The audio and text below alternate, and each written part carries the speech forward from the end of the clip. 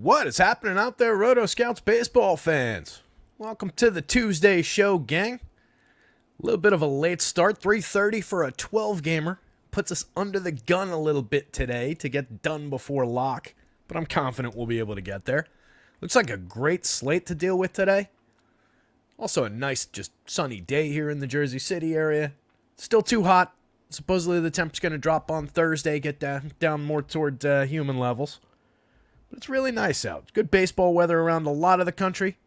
Also got some concerning spots for weather today, a lot more so than yesterday where it was just green across the board with some good hitting environments that ultimately I feel like kind of let us down a little bit. Not going to lie. Didn't love what happened with KC.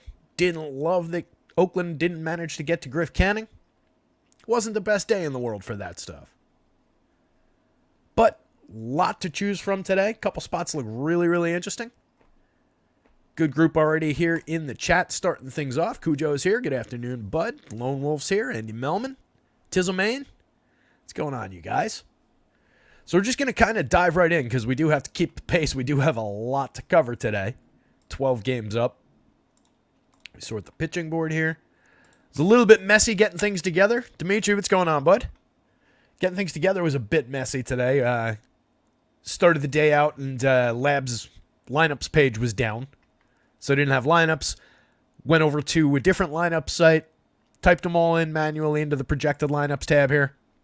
And these are living for the most part. So it's like the idea of having these projected lineups is like day to day.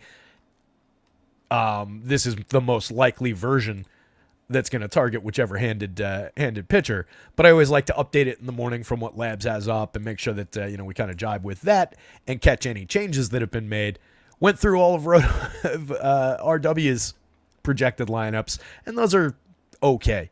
They need a little bit of punching up. So I was punching them up as I went through, and as soon as I finished that, and I should have known this was going to happen, as soon as I finished that, Labs was back online. That was fun. About 15 minutes after that, I was putting together the power index, the sheet that informs like the team home run numbers and the stack rankings.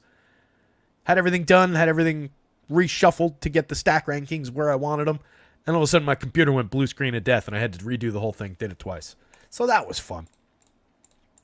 So we're a little bit into this slate at this point, but let's break down some Vegas lines real quick as everybody starts to trickle in. Mamba's here. What's going on, Mamba? Colin Sutherland's also here. Howdy, howdy. Mamba's saying 23rd and another home run. Ellie almost got me the win. I didn't have Devers was my only mistake, says Mamba. Yeah, Devers was a key, but Ellie came through for us after we talked about him hitting right-handed yesterday. Monster game out of him. I was expecting him to be, have a decent day, or at least I wanted to acknowledge the possibility of a good day in there. But man, he went off like crazy. It was 40-some-odd FanDuel points, I think. Pretty solid. Anyway, top of the board. Blue Jays, Red Sox in Fenway Park. Pretty healthy total at 9.5. We've got a lot of decent totals. Nothing over 10, but a few 9s, a few 9.5s on the board. So pretty healthy hitting environment overall. Brian Bayo going against Kevin Gausman in that one. 4.63 implied total for the Blue Jays. Nearly a 5-run total for the Red Sox at home. We can call it a 5-run against Gausman there. 4.99 on the board for the Red Sox. Pirates in Cincy. This one went off and seems like a decent shot to go off again today, although it's two better pitchers going in this one. 9-run total, 4.34 on the Pirates side. They're facing Hunter Green, and then Mitch Keller's going for the Pirates facing the Reds. He's got them at 4.76. So even with a couple good pitchers, we're seeing some pretty healthy run totals in that one. Think it's pretty playable given the ballpark, given the hitting environment. That is one of our spots for some weather concerns, though. It's basically through the Midwest. Cincinnati is threatened, so Pittsburgh, Cincinnati's threatened. Atlanta, St. Louis is kind of threatened.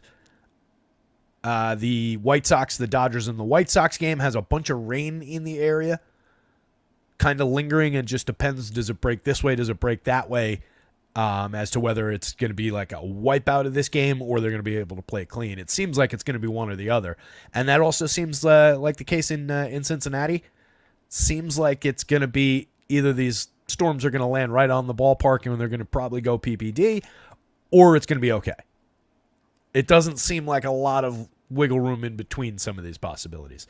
And then the Miami KC game, Roth seems to like it. The National Weather Service, it seems like, disagrees according to what his note is. We'll see what that one looks like, but a few spots through the Midwest for sure to keep an eye on weather-wise today.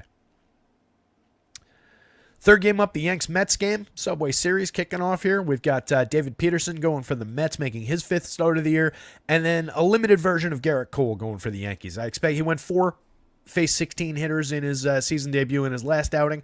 I expect probably 5. I think they're going to be really, bringing him along kind of gingerly right now. So, dicey proposition for DFS success. Not that we're targeting Garrett Cole. I do think we can maybe use some Yankees bats. 4.59 implied total for them against David Peterson. You can see on the Mets side, for whatever innings Cole's in there, you're expecting, maybe a run on a solo home run kind of a thing. Call it 4.0 for the Mets.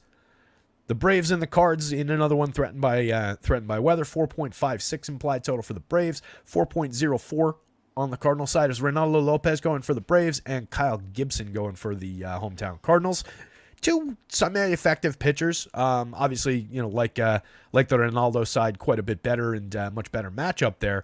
But Gibson can have his days here and there. We just don't really love tangling with that Atlanta team, and especially when they're showing a pretty healthy total in Vegas. The Rangers at the Brewers. We've got Bryce Wilson going for Milwaukee, feeding a little bit of a healthy total in the Texas side. 4.49 implied runs for them, and then 4.61 implied runs for the Brewers, who are going to be facing Andrew Heaney, who is a fairly targetable pitcher who occasionally can break off a decent start. He did strike out 9 in his most recent one. 6 innings against the Mets, gave up a solo shot, gave up a home run, 3 earned on 4 hits. Those are the kind of upside days. He had a few games back where he struck out 7 over 6 innings against the Marlins and didn't give anything up. But in between, he usually gets nailed, and I think we're looking at a day where that pretty capable Brewers lineup gets him. Dodgers 5.38 implied total going up against Chris Flexen in Chicago. If that game plays, only the weather can stop the Dodgers from looking pretty good. Only the weather is going to stop Bobby Miller, their starter, from looking pretty good against the White Sox. 5.38 implied total for the Dodgers, and then 3.73 for the hometown White Sox. Colorado at the Astros. Looks like another really good spot for bats on the Houston side, and then probably for pitching on that side as well. Rockies on the road against a righty, always something to look for, and the Astros have Hunter Brown going today, one of the 2 chromatic hunters that are pitching today, and he's looking really, really sharp at the top of the board. 5.37 implied total for the Astros against Austin Gomber, and 3.25 implied total for the visiting Rockies against Brown. So really like that spot for bats and pitching on the Houston side. Marlins at the Royals, 9.5 run total in that one. Again, this one is carrying a bit of a threat of some bad weather in the area, but the Royals are looking pretty primed again today. They didn't quite get there yesterday, but I think you go right back to the well. They're facing Johnny Chirinos. They're facing Johnny Chirinos. He went 5 innings in his first start of the year on the 19th, so figure 5-ish kind of innings from a fairly limited starter. Feeds a pretty healthy total, 5.57, the highest on the board for Kansas City again today. 4.05 implied total for the Marlins facing Seth Lugo, who's by and large pitching pretty well. Oakland against the Angels. We've got Tyler Anderson going for the Angels. We've got Mitch Spence on the mound for the Athletics. I could see either one of these guys succeeding. You can kind of see it in the Vegas totals, 3.93 on the Athletics side, 4.16 on the Angels side. Neither one of these offenses is all that good. Neither one of these pitchers is anything special, but both are capable of getting through a handful of clean innings. There's a couple decent strikeout totals in some of these lines. Not crazy, but DFS value-wise against 2 of the worst lineups in baseball, I could see it. 8-run total in that one. The Twins, the Diamondbacks. This is an interesting spot. The Twins are showing a lot of power upside against Brandon Pfaadt. He's got that, record of home runs that are still kind of bogging him down, feeding a little bit of offensive upside the other way. But overall, he is a good pitcher. Just has his spots where he gets nailed a little bit. A 3-home-run game, 3 starts back over 5 1/3 against San Diego, for example. Gave up a home run, 3 earned on 5 hits in his most recent start. Struck out 0 and walked 4 over 6 1/3 against Washington. Just kind of a weird output in that one. But you can see, not a high run total, 7.5 runs between these two teams, 3.98 implied total on the Twins side. And then they have Joe Ryan on the mound, so he's got the Diamondbacks checked down to 3.60. I like the Twins better than I like the Diamondbacks side. I think the Twins are an interesting group that fits together at good prices with a lot of other teams. I'm just a little concerned, a little surprised by where that run line is. If you gave me like that much even, I'd like that a lot more. 4.24, 4.25. That plays a lot better against some of these other ones. And with the power that they're showing, now I'm a little bit happier about it. So keeping an eye on that run total, but wouldn't be shocked if I had some Twins in my FanDuel lineup today. Nationals at the Padres, last two games on board here. We've got Mackenzie Gore going for the Nats and facing a Tatislas Padres team, really diminished Padres squad, 3.93 implied total against a pretty good Mackenzie Gore, and then Adam Mazur going back the other way, 4.16 implied total for a mediocre Nationals team. Last game of the night, we've got Randy Rodriguez is opening for the San Francisco Giants, and I think it might be the debut of Carson Wissenhunt, a minor leaguer, top prospect for them, who may or may not be called up before this game. You can keep an eye on the transactions logs, and that'll be a good clue about whether or not he's going to pitch. But he was rumored to be taking the full start. Then it was another Ryan Walker going to open, and now it's Rodriguez opening. But I haven't seen confirmation yet of who the bulk reliever is. I think we're just leaving the situation alone for the most part. Cubs bats are always worth a little bit of a look, but they're not showing much. 3.96 implied total on that side in a pitcher-friendly park. And then the Giants pulling down a 4.13 implied total against Kyle Hendricks. And that is your slate, gang. So it's really interesting given some of these run totals, some of the available starters. Looking at the board sorted by DraftKings, one thing that jumps out immediately is how cheap Bobby Miller is at 8,500 on DraftKings against the White Sox. That's just way too low. He plays as an SP1 in that spot. All you need is this game to play. And again, I'm just going to full quote Roth on this one. Legitimate flooding rains should hold just south of the ballpark. So it's going to be really, really rainy just south of the ballpark is what he's saying. If that batch of flooding rains comes in a bit further north, all bets are off. The game is a wash, et cetera, et cetera. So like I said, this seems like a binary go, no-go situation depending on which direction that storm breaks. Hopefully we'll know in enough time, but it's concerning because Bobby Miller looks terrific.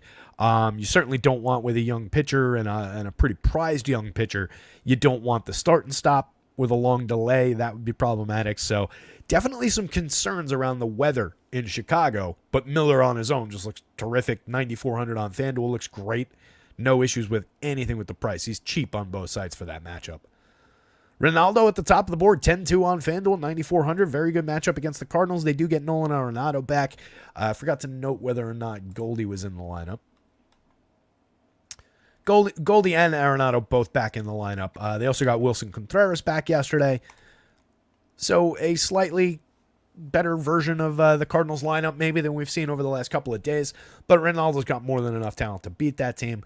Joe Ryan, number 3 on the board, 10,000 on FanDuel, 9,800 on DraftKings. You can see Hunter Brown eclipses him slightly on the FanDuel slate for 9,200. I greatly prefer the Hunter Brown play. Among the top pitchers, Hunter Brown for 9,200 on FanDuel, I believe, is the best option from, let's say, that group.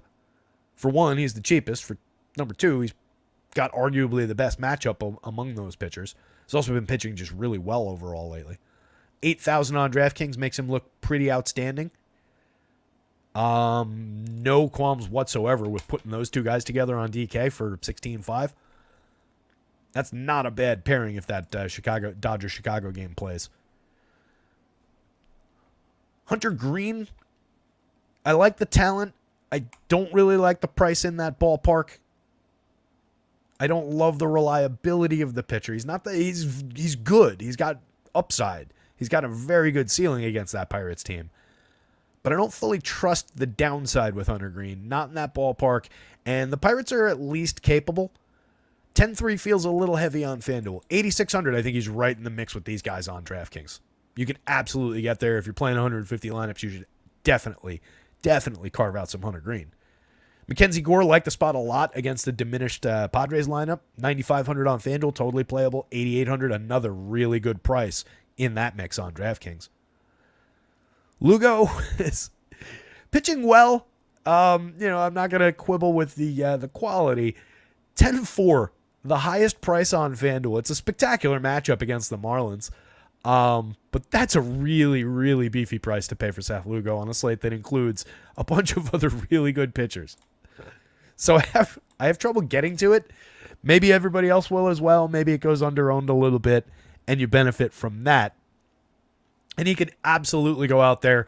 That mean projection feels pretty easily grabbable, and then with some ceiling for more into the 40s probably on FanDuel, into the mid-20s on DraftKings. I do see it. I just don't know that I want to pay for that opportunity at that price on FanDuel. 96 on DraftKings. It plays similarly, but at least he's not the most expensive guy. So he's overpriced still here, I think. But it's closer. Garrett Cole, I just think we're dealing with 5 innings. So for 93, 92, could he go out there and strike out six or seven Mets in 5 innings? Absolutely. Probably a better look on DraftKings for 92, where the quality start doesn't matter, the 6th inning doesn't matter. FanDuel, it's still a little challenging to get him because I don't think we get that quality start bonus. And among the guys above him, at least a few of these guys are getting that kick. Gaussman, just been shaky, 8,900, 8,100 in Fenway. Definitely a discount for the shakiness. Brendan Pfaadt in that spot, 8,600, 7,800. Like I said, I am getting some power upside for the Twins, and I do like the looks of that offense. But Vegas kind of sees it as a game where they're going to be in check a little bit.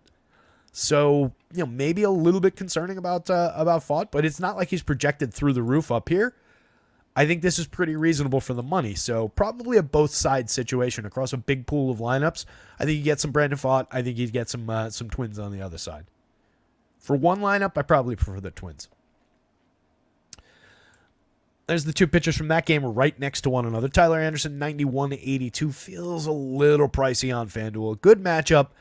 Capable enough of getting there, but that's another one that's just, do I really want to pay that when I've got, let's say, Hunter Brown for 92 against Colorado? Feels a little bit better up here. He's playable, but that's not a great price. 82 on DraftKings makes him a lot more playable, puts him in the mix with some of these guys. Mitch Spence on the other side, 74 on FanDuel, 66 on DraftKings. I was clicking a lineup together, and I ended up being able to get to Hunter Brown with the combination of teams that I wanted, but there's probably a better way to combine those 2 teams if I used Mitch Spence in that spot. So I might take a look at it because that's a pretty healthy savings there. He doesn't have a monster upside from his median projections here, but he's got upside for another 10 points on FanDuel scale. So I think he's playable against a really gettable Angels team. Mitch Keller pitching well enough to justify the shares. It's just Cincinnati drawing a pretty healthy total in that ballpark. Do we fully trust Mitch Keller for a similar price to the guys at the very top of the board? I sure don't. I do think he could get there, but does he get there to such an extent for these prices that he outpaces every single one of these guys? It's less than likely. Gibby could get Atlanta. Projects like it. Playable, not a priority. Heaney could get Milwaukee. Less likely, I think, than Gibson against Atlanta. Price like it. Playable, not a great option. You do have 66, 73, 68. I do think all those guys are playable from the bargain bin, though. Brian Bayo for just 75 against Toronto is moderately playable, but not a lot of strikeout upside there. 8,000 on FanDuel, I like it a little bit less. I think it's a real easy day to just kind of stay up in this territory on FanDuel, unless you wanted to go to the super discount. Peterson against the Yanks. We haven't seen much strikeout upside at all from David Peterson this season, so kind of question what the ceiling looks like. He could give you that game for the money, but I don't know how much more he gives you, and certainly there's a big threat even with no Giancarlo Stanton and a couple other guys missing. J.D. Davis making his debut for the Yankees tonight. Adam Mazur, 61-82, mismatched pricing in the FanDuel side this time. 6,100 over there. 82 doesn't quite play as well on DraftKings. It's a dart throw for value if you needed extreme value down from like a Mitch Spence. Maybe. He is very cheap. Wilson, I don't really like against Texas. Don't know if this kid's actually going to pitch or not. Any 7,000 on DraftKings doesn't exist on FanDuel, so I think we just kind of skip that conversation when we get there at the end of the show. Really don't think you're rolling him out, even if we knew for sure he was going to pitch in bulk relief for 7,000 when you've got all these options. Chirinos is a no, Gomber's a no, Flexen is a no, and Hendricks is a no at the bottom of the board.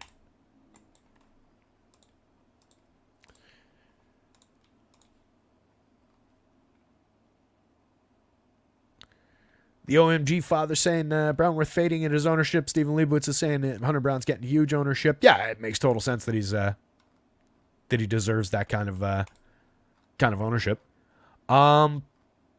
It's a big slate, so if you want to look at it as I'm just going to, when you ask about OMG Father, when you ask about is he worth fading, if you're looking at that as like, I'm just going to take him out of my pool, to me, that's usually a mistake with a spot that looks that good. I think the better way to look at that is I'm going to undercut the field. Field's at, let's call it 50%. It's probably not going to be, but let's call it 50%. So if you wanted to say, all right, I'm going to come in there and I'm going to use him 35%. And I'm going to carve out this portion of lineups to make different from the field. And you can make that number whatever you want. 25, go half the field. Taking him fully out of your lineups, I think, is a mistake. Because there are, most definitely, with 24 teams available, a bunch of different ways to combine him with things that are underowned and just get completely different constructions. We'll talk about some of those teams along the way. So I rarely advocate the full fade for ownership. Obviously, if he didn't project well, you don't play him, and those are the guys I typically take out of my player pool if I'm using an optimizer or whatever. And I'll take out the Austin Gombers of the world, make sure I don't get shares of them, and then I'll put caps on everybody. If you're using optimizers, you can always cap different exposures. All right, I want to max 10% of this guy across the 500 lineups that I'm building. I want to max 2% of that guy. I'll let Ronaldo Lopez fly off the top for up to 15, 20%, so on and so forth. Bobby Miller, same deal. So getting into this one. Top game, Blue Jays and the Red Sox. Let's see if we got any lineups in. We do have the Sox. Doesn't look like the Jays dropped yet.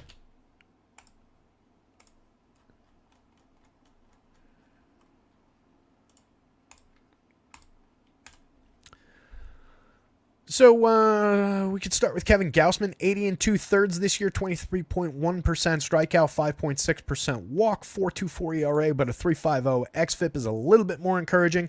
Problem is he's given up a ton of barrels, a lot of hard hits, a lot of exit velo. This is a high but still manageable home run rate. This could probably be higher, given that kind of contact that he's been giving up. Still 11.2% swinging strikes, but just 26.6% CSW. We've lost a lot of strike throwing here. The swinging is down, but it's still good. The CSW is down, and it's bad. Dropped by 8 percentage points in strikeouts this year, and just run into some really challenging starts for DFS. 4 earned runs on 6 hits, 5 runs scored in 5 2/3 against this Boston team the last time out. Struck out 4, walked 3, gave up 2 homers. 5 1/3 against Cleveland the start before that, gave up a homer. Only 3 earned runs on 8 hits, but did not complete the 6th, so no quality start. It was tracking for a quality start, but didn't get there. 6 strikeouts in that game, no walks. Had a great start against Oakland, but it's Oakland. 9 innings, 5 hit ball, shutout, 10 strikeouts. That's the upside. You got a downside of the game before that against a similar Baltimore team. Gave up 6 earned runs. Gave up 6 earned runs earlier in the season to the Twins. Another 6 earned run game and then a 5 earned run game in back-to-back starts, April 6th and April 12th, if we're going back to the beginning of the season. One against the Yanks at Yankee Stadium, the other against Colorado in Toronto. So there have definitely been some problematic starts, but that is priced in, especially at 8,100 on DraftKings. You are getting a talented guy for that price. His talent, even in this form that we're seeing in the stats over these 15 games, probably fits the mold of an $8,100 pitcher on DraftKings. So it's not like they're asking for 95, 10,000, whatever, old Kevin Gausman prices. I think they got it right. So it does make them at least, playable over there. It's just big slate, a lot of options. Do we really want to target the Red Sox in Fenway on a day where it looks like they're going to have a little bit of run scoring on their side? Nearly a 5-run total. Going back the other way, Brian Bayo, 7,500 to 8,000 across sites, 4.83 ERA, but a 3.82 xFIP, 20.4% strikeout rate on 10.5 swinging, 28.1% CSW. Just a 5.4 degree average launch is usually pretty good at keeping the ball down, keeping the ball in the park. Few mistakes have gotten out this year against him so far in his 13 starts, 69 innings. But Stuff Plus likes the arsenal overall over the course of the full stretch of pitches. The issue with Bayo a lot of the time is you just don't get a ton of depth out of him. Completed the 6th last time, struck out 6, gave up 2 earned on 7 hits. Just 4 2/3 in back-to-back starts before that, 4 earned runs and 5 earned runs. Went 6 1/3 against Detroit, but gave up 4 earned on 8 hits, struck out 5, walked 3. He's only completed the 6th 4 times in his 13 starts. So he had a little bit of a ding, particularly on FanDuel. He's relatively low strikeout. Tends more toward games where, especially against an opponent like this that's fairly low strikeout, more likely to tend toward a game where he's just landing in this kind of a range. He had an okay start. He kept them to 3 runs, went 5 1/3, struck out 4. That's a lot of Brayan Bello starts. He can break off a good one from time to time. I think at 7,500 he's more than playable on DraftKings, but he's down here. And there's not a ton of ceiling beyond this. Could he get you to 20? He needs a big day. So he does have the upside of the win probably on his side. So I think he's playable. But it's definitely not a priority. I think we could probably prioritize some Red Sox bats given the near 5-run total, given all the quality lefties in this lineup, and just the general quality that they've shown this season, honestly. They've been a little bit surprising this year. They're better than I expected them to be. They're getting a lot out of guys like Emmanuel Valdez, Willie Abreu. Valdez has 6 home runs, stolen a base, a 196 ISO, just a 79 WRC+, but there's a lot of pop in that bat. 12% barrel rate, 43.5% hard hits. Really like that as a cheap option at second base on both sides. In the outfield, he's more just another outfielder, but he's definitely playable given the premium contact against a pitcher who's allowing a lot of it today, or this year. Jarren Duran for 54.39, totally justifiable from the top spot, 293, 355, 488, a 132 WRC+. He's stolen 20 bases. He's got 7 home runs. Hits the ball very, very hard. 54 is all right. 39 is a little bit high. That's more like a $3,700 player, 36, 37, if we're thinking of historical FanDuel pricing. I definitely don't like having him 200 more now over Rafi Devers. I was objecting to it yesterday when it was 100 more.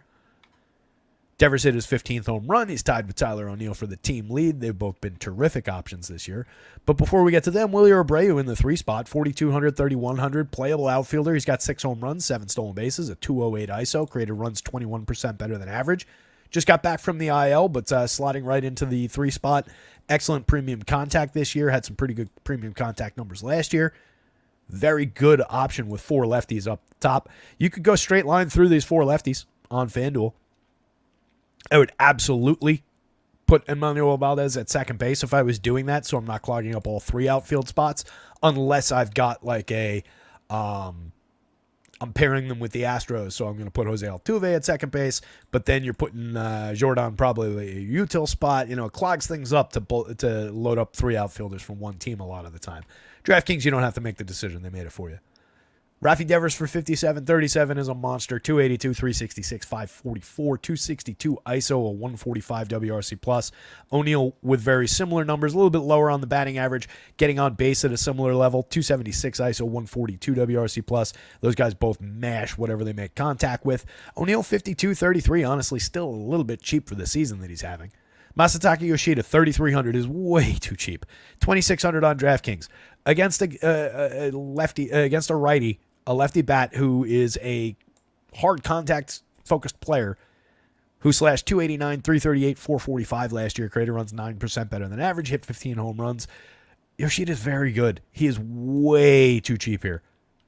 I have no issue skipping, and honestly, these guys are also too cheap.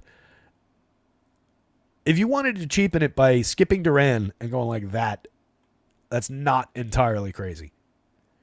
You're leaving a very good hitter out of the top of the lineup, and you're obviously foregoing a little bit of potential correlation there going in this direction.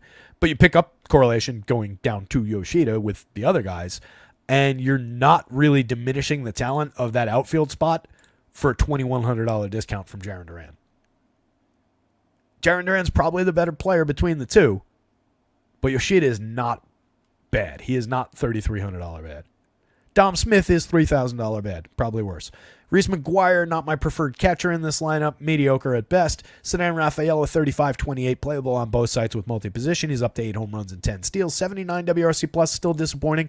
271 on base is the culprit there, but does have good counting stat upside with multi-position. On the Blue Jays side, they're expected to get Bo Bichette back today, which in many other seasons would be like, ooh, that's a big boon to their lineup. That's a big plus, a big upside. But the way he's gone this year,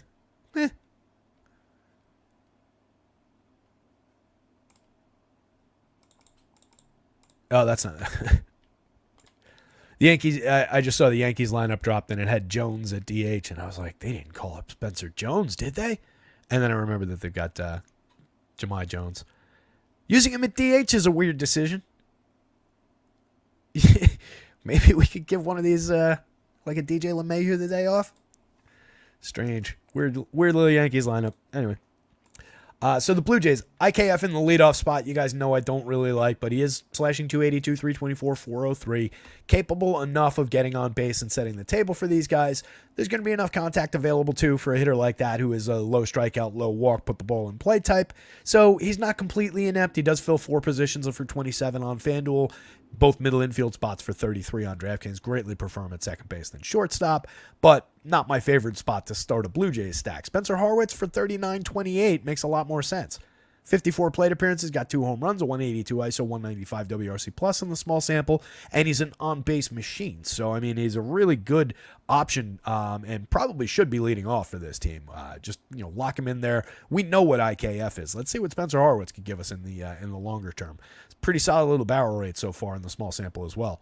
Vladdy Guerrero still only costs $4,500 on DraftKings. 31 on FanDuel is also very, very cheap, but this is like $500 off. That's like $1,000 off. 800. Vladdy's slashing 286, 368, 429. He's got a 131 WRC plus. He's got a 13.1% barrel rate with a 58.8% hard hit rate. Both of those are way up over the year before. He's up to 10 home runs. The ISO is gradually climbing. It's at 143. It was at 120 something like a week ago. As we've been talking about all season long, Vladdy has not been all that far off the mark. Now that the home runs are coming a little bit, a lot of upside for the money. Bichette is playable if he's in the lineup. You don't skip him. 4,400, 2,900. You just got to have some faith. Just 4 home runs and 4 steals in 276. Also slashing just 237, 286, 342. But this is a player that we know is a very, very high-end talent. And now you're taking a big discount on him. So he's playable from that sense. 43-28 for Dalton Varsho. He's got 11 home runs at 219 ISO. Mix and match part with a lot of power upside and a little bit of stolen base upside as well. Justin Turner, 36-26. Mix and match option at first or third on FanDuel. Third base only on DraftKings. George Springer, really disappointing season. 188, 278, 281, a 65 WRC plus. He might need a couple of weeks off as well.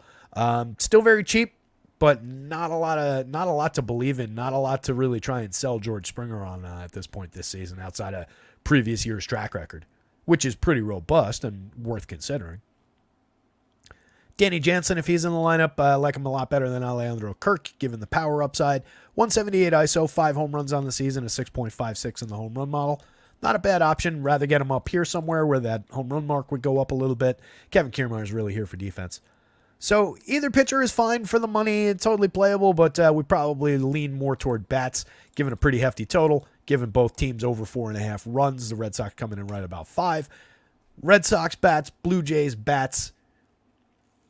I still got to lean Kevin Gausman with the better strikeout upside, even in the worst matchup, and then Bayo. I do think all 4 corners are playable, but greatly prefer the bats on both sides.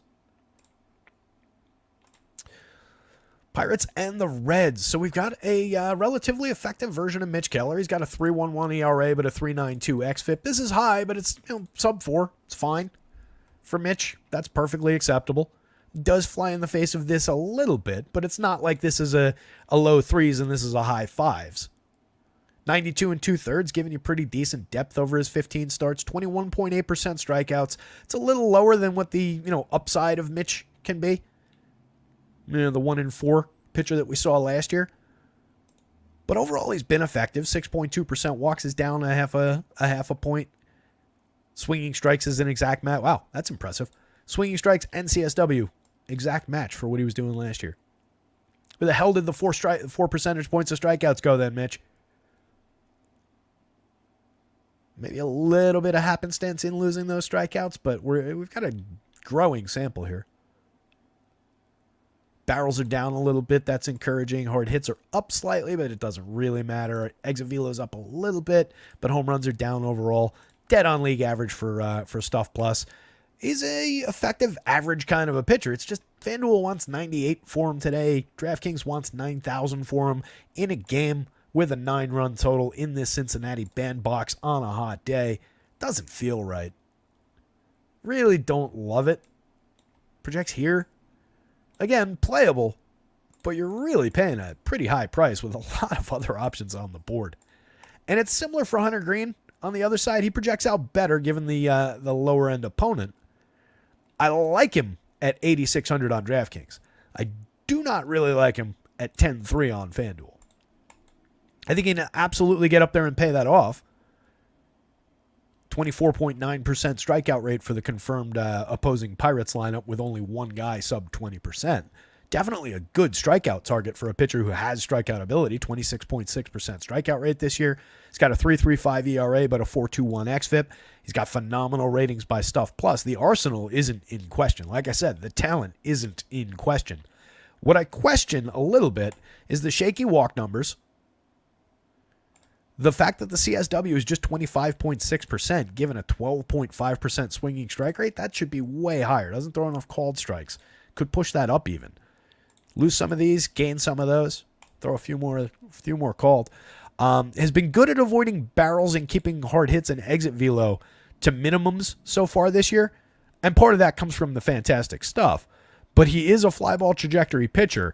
And if we look at last year's numbers over 22 starts, he was giving up a 9% barrel rate, 43.4% hard hits, 90 miles an hour of exit velo, and gave up a bunch more home runs on actually a lower launch angle.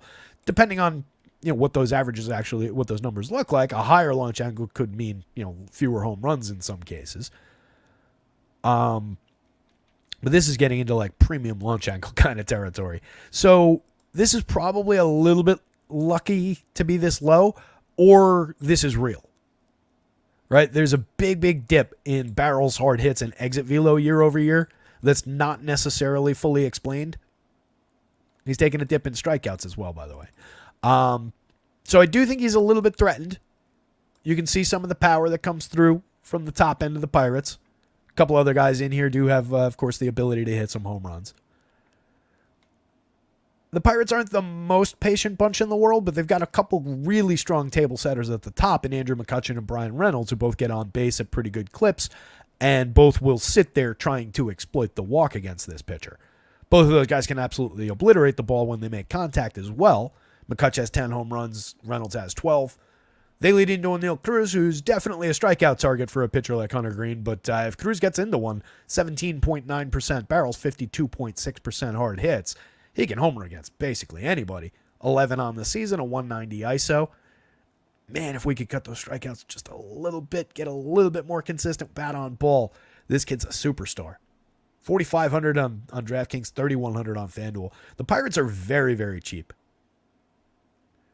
For the ballpark, for the game environment, very cheap. Rowdy Tellez, 2,800, 2,300. If we were going back in time, even just like a year, maybe not a year. Last year wasn't great, over 351. If we were going back in time 2 years to this guy, like none of the slash line's ever going to look good. So we're not concerned about that. In 599 plate appearances 2 years ago, he had 35 home runs with a 242 ISO. Last year, that cratered in 351. He only hit 13 and had a 161 ISO. And this year, he's been even worse. So you are playing a little bit of the faith game there. But he's very, very cheap for a lot of home run upside. Edward Olivares, 34-26, an affordable outfielder to bolt in. He's got 5 home runs in 169 plate appearances. He's nobody's priority. Nick Gonzalez for 43-29, fills 3 positions on FanDuel. Pretty decent slash line. 269, 301, 434, a 102 WRC plus, 5 homers, 2 steals.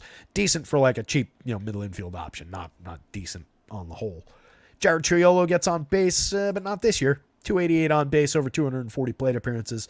Last year that was 388 over 209 plate appearances. 298, 388, 398. Had 3 home runs and 6 stolen bases. Pretty diminished so far this year. So Triolo, if you combine the 2 seasons, that would look okay. It would look playable for 25 with 4 positions on FanDuel, 29 with 2 on DraftKings, but definitely not a high priority bat.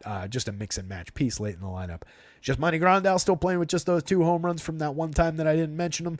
2,400, 2,300 for Michael A. Taylor, who's been really disappointing for us this season after being a favored late lineup value guy last year over 388 plate appearances. Could this guy arrive on any given slate? The guy who had 21 homers and stole 13 bases last year? Absolutely. He's very cheap. If you're building a bunch of Pirates, I do think you throw him into some, but it's been really limited for Michael A. this year, unfortunately. Player I like.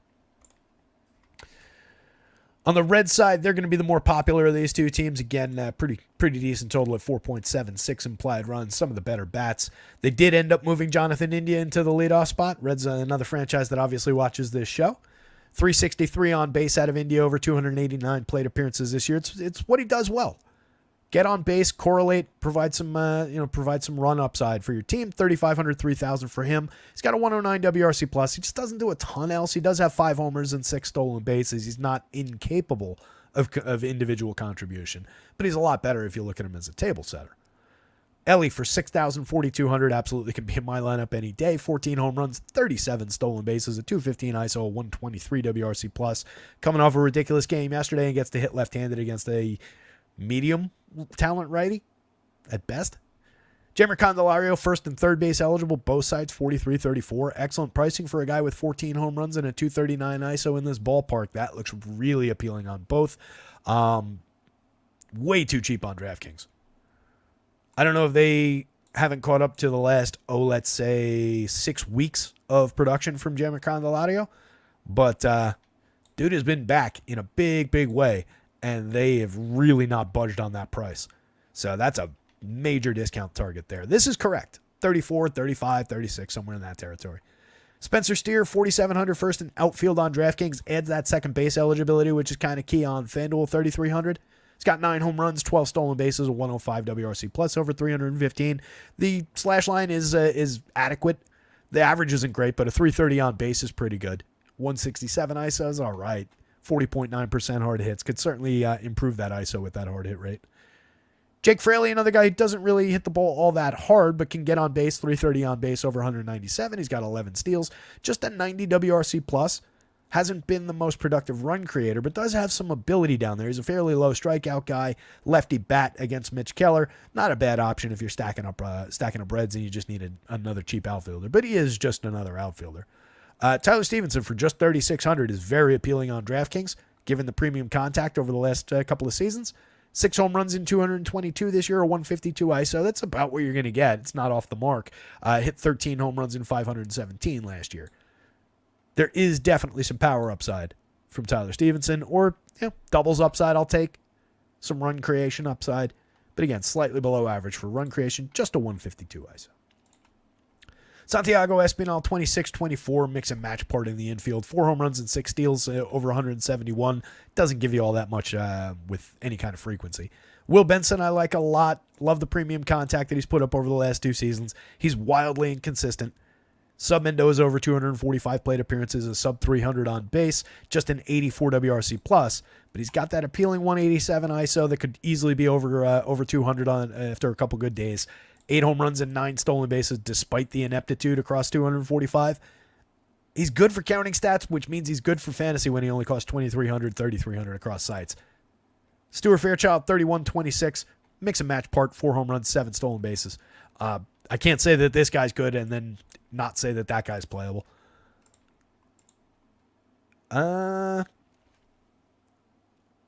Reds bats, Hunter Green, Pirates bats, Mitch Keller. And it's really ranking Mitch that low just because of the pricing.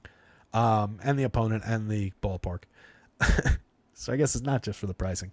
Hunter Green I would take out of that slot on FanDuel, though, given the 10-3, and move him down. But I do think he's playable. It's another game where all four corners are at least loosely playable. But I think easily the Reds bats is the best spot in this game. New York Yankees against the New York Mets. The Subway Series rolls on. Underrated World Series in 2000. The Subway Series between these two teams. It was only a 5-gamer, but those were close, hard-fought, fun games.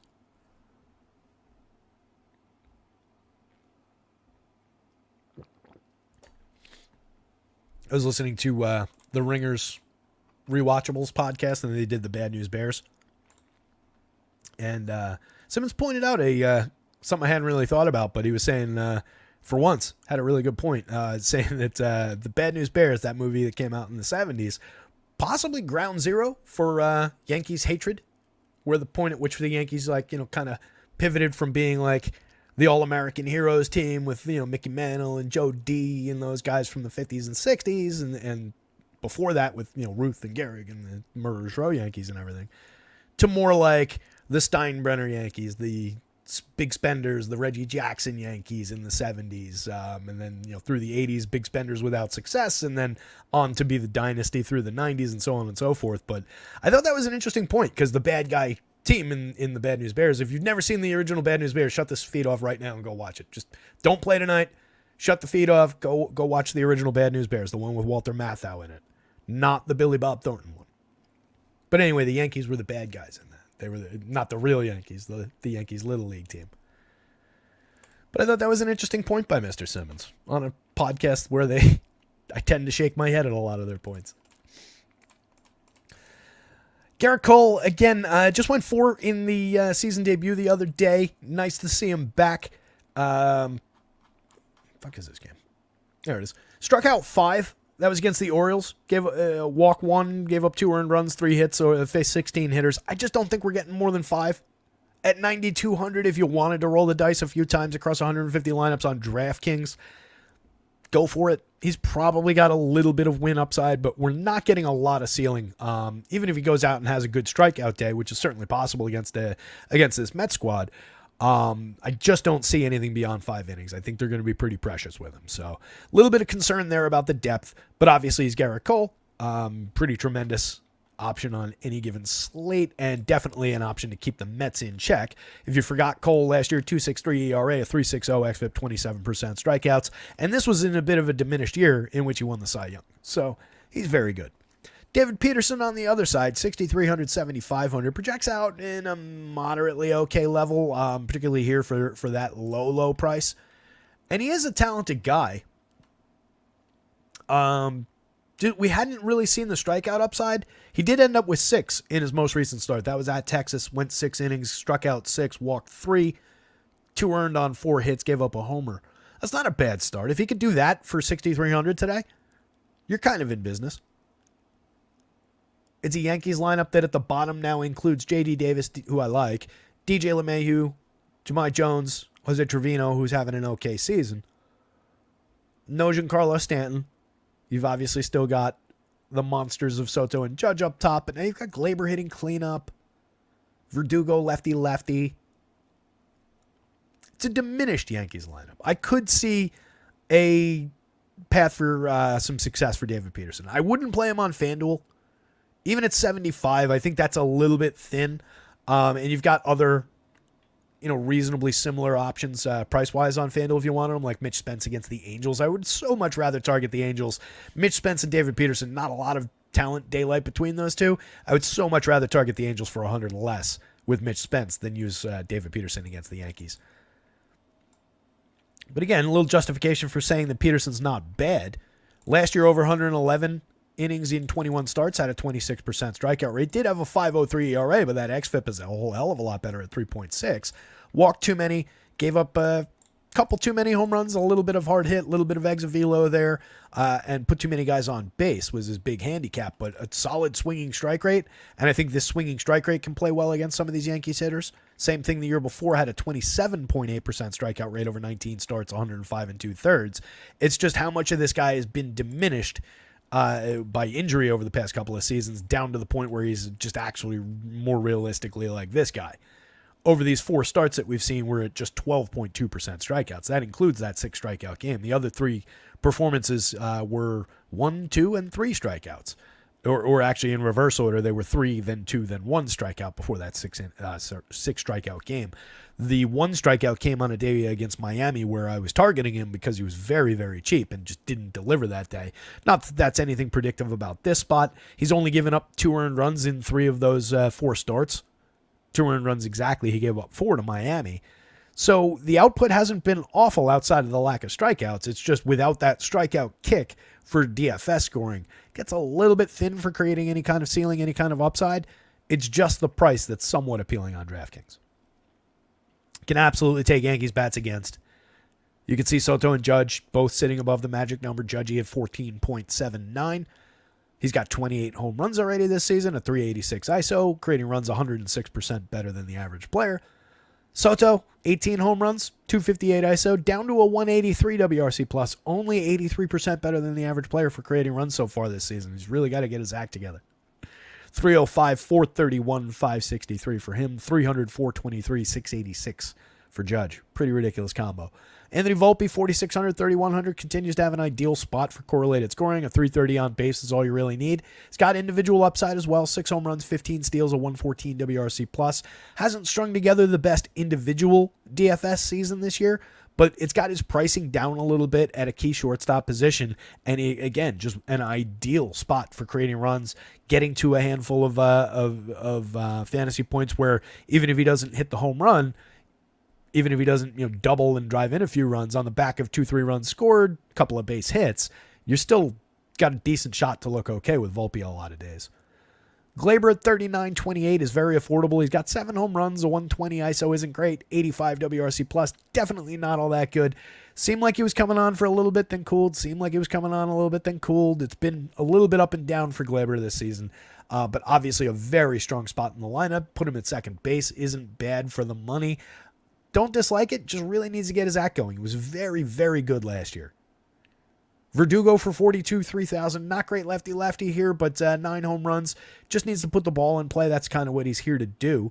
It's an okay price, but he's more just another outfielder in this spot. J.D. Davis at first and third base on both sites. Only 31 on DraftKings, only 23 on FanDuel. This is where it gets interesting. Going up against a lefty who's allowed a lot of contact this year and has allowed a lot of premium contact this year and a lot of home runs in the past. Davis gets real interesting given his premium contact numbers. This year so far, in 135 plate appearances, right in line, a little bit better than last year. Year before was just ridiculous for premium contact in a partial season, but has always put barrel on ball, always hit the ball very hard, and is very good against lefties.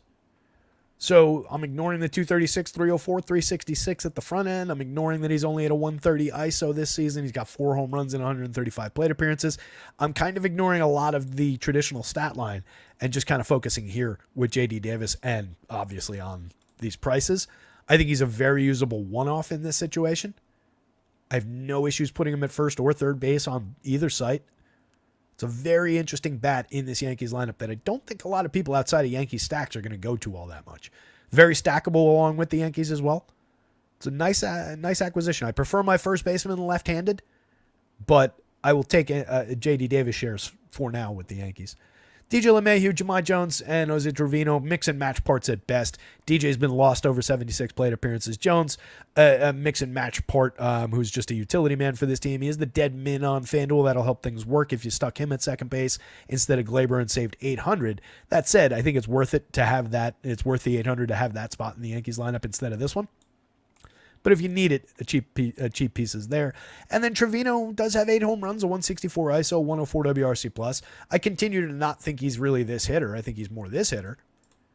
but he's been all right over 161 plate appearances. And somebody brought him up in Discord the other day saying that the Yankees needed a better catcher, and the Yankees have two spectacular catchers because Jose Trevino is, if not the best, one of the best pitch framers in the game. He doesn't have a great arm, he doesn't have great pop time, but he's a fantastic defensive catcher, and if he's going to hit like this, they're perfectly fine. And Wells is a very good defensive catcher and can hit a little bit, allegedly. So I'm actually good with the Yankees catchers. I don't need a ton of offense out of catcher. That's been a traditional baseball thing for a long time. If you got a good catcher, he doesn't necessarily need to hit. It's ideal when they do, but we'll take our pitch framing, we'll take our defense. On the Mets side, I think they're really diminished for 5 innings by virtue of facing Garrett Cole. So it really doesn't make them all that appealing. But you do have a little bit of individual home run upside. Obviously, Pete Alonso above the magic number against Cole, who can always get dinged for home runs. It's just he's so good at everything else that typically they're solo shots, 2-run homers at most, and then he gives up 1, and then he wins the game 10-2. So you can pick off maybe a little bit around Francisco Lindor, JD Martinez, Pete Alonso, down here with Mark Vientos. They are showing some power upside. It's just, are these going to be multi-run home runs or are they going to be solo shots? And are we going to get more than one of them if you're stacking Mets? Yankees bullpen is also very, very good. So it's not like you get a lot of relief once Garrett Cole comes out of the game. It's not a great spot for Mets bats. But if you go there, 4,900 is still very, very cheap for Francisco Lindor, especially given the barrel rate. The hard hits are both way up over last year. Strikeouts are down. Walks are down slightly, but that doesn't really matter for him. 13 home runs, 13 steals. Just a 310 on base. That's where we need those extra couple points of walks. 241, 310, 433. Creating runs 14% better than average. Has a 192 ISO. Everybody thinks he's bad. He's not. Nimmo, 4,600, 3,300, 11 home runs from him, a 185 ISO. Capable of hitting for more power, certainly capable of a better average like what we saw last year. He was at 274, 363, 466, had 24 home runs. And power's right about on pace, actually. 193 ISO last year, 185 so far this year. But capable of being better at delivering base hits. Focused a little bit more, I guess, toward the power and delivering still his good on base and correlated scoring. Pretty solid premium contact profile from Nimmo. He's very affordable. JD Martinez, 4,400, 3,300, has 9 home runs, a 220 ISO, over 209 plate appearances. He is very much just doing JD Martinez things. Absolutely has upside for a home run even against Garrett Cole. 52.34, a little bit cheap for Alonso over here as well. All these guys on DraftKings a little bit cheap. Priced appropriately for this matchup against Cole on FanDuel. Alonso's got a 13.2% barrel rate, 40.1% hard hits. Hilariously, the barrels are, in line with the lower end guys here, and the lowest hard hit rate out of all those guys belongs to Pete Alonso. That's just weird. 228 ISO, 16 home runs. You're just homer hunting with Pete. Francisco Alvarez, definitely a little bit of home run upside as well.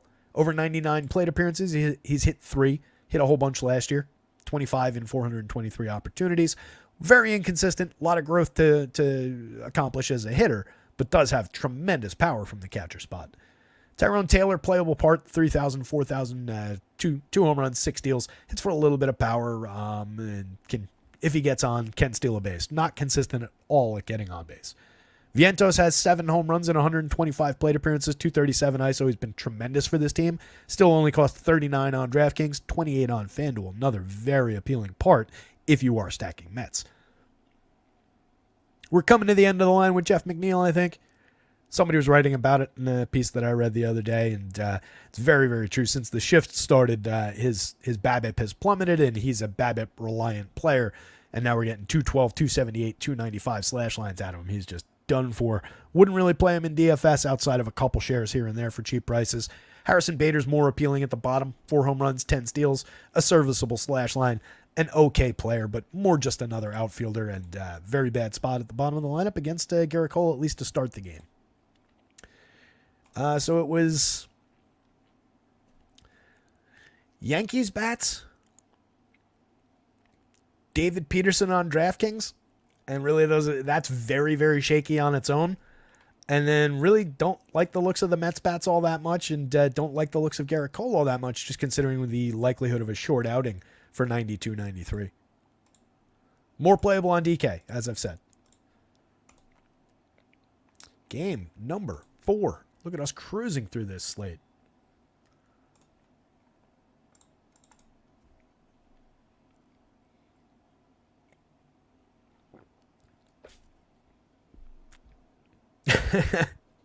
EB dropping the Tanner quotes into the chat. Possibly the only appropriate Tanner quote that could be dropped into the chat without offending anyone. Ricky Lee, you know I love Gary Sanchez. I miss Gary Sanchez. The issue with Gary is he's a DH. He's not really a catcher.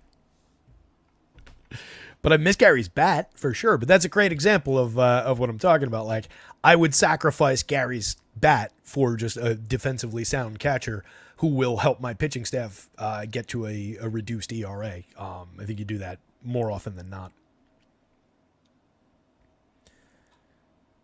Clint Wood's here. Clint Wood saying, I'm at work. Just wanted to pop in and say thanks for talking me off of LA Dodgers yesterday. Went with Raggins Crochet and Atlanta Cincinnati and DK single entry. Turned $30 into $150. Nice, buddy. Good work. Congrats. Glad we got there. Love it. Nick Topia missing Buster Posey. That's a biggie for sure. Buster was great. Absolutely great. Mamba saying Hunter Brown has a lock button. Took him for MVP. Candyman Candelario. Is that who you're talking about?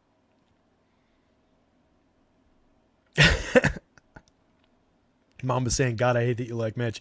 If that was directed at me, Mamba, I think like is a very, very strong word. I think Mitch has the capability to thread that needle in a bad spot. If you roll that 100 times, Mitch probably gets to a serviceable start, not necessarily DFS-wise, but like serviceable start 40% of the time, 35%. And then within that, the good DFS starts are maybe half of those, right? So you're not talking about a big pool of very good DFS starts across 100 attempts in that situation for Mitch Keller. It's just, I have to at least be honest about the fact that he's got the ability to get there at some level. But no, I don't like Mitch. He would not be a prime target for me. Would I include him in a pool across 150? Absolutely.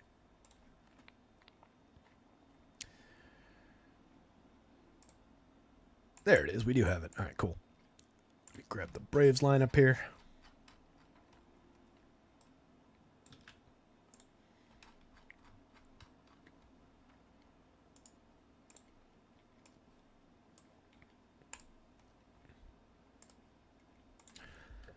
Kanek, Albies, Ozuna, Olsen, Riley, Darno.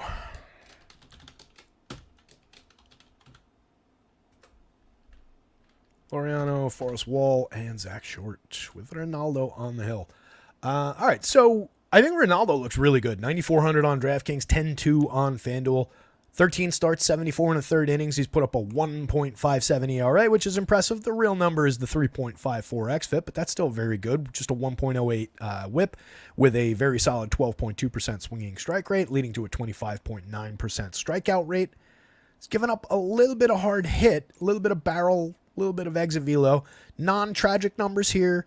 This is a little bit higher than I'd like it on a relatively high fly ball angle. But it's only amounted to 1.37% home runs so far. You could definitely say that he's gotten lucky in that department. He gave up 2 homers to Washington 3 starts back. Prior to that, he had not given up a homer since April 30th. He gave up 1 to Seattle on the 30th and 1 to Miami on the 24th, the start before. Those 4 home runs are it for the season. A couple of 8 strikeout games, handful of 7 strikeout games. Been very, very capable. Now he's facing a Cardinals team that has been decidedly mediocre this year with a lot of holes in it, with a fair amount of strikeout upside in it. 23.6% strikeout rate for this confirmed version of the Cards lineup. Looks pretty targetable. I have moderate amount of faith in Lopez's ability to deliver for us from the top of the board. Especially on a day where, there are a lot of options today. But there's not one glaring like Cole Raggins against the Marlins kind of a play. A lot of these guys, Hunter Brown looks great. I think he's probably the glaring obvious play, but it's Hunter Brown. I'm saying it's not Jacob deGrom. It's not some ridiculous super high end ace. So I think we're just dealing with a day where we've got the Ronaldos, the Joe Ryans, the Hunter Browns of the world, the Mackenzie Gores of the world. Garrett Cole would be that guy if he was going more than 5 innings. So I think it's a day where we embrace guys like Ronaldo when they look really, really good.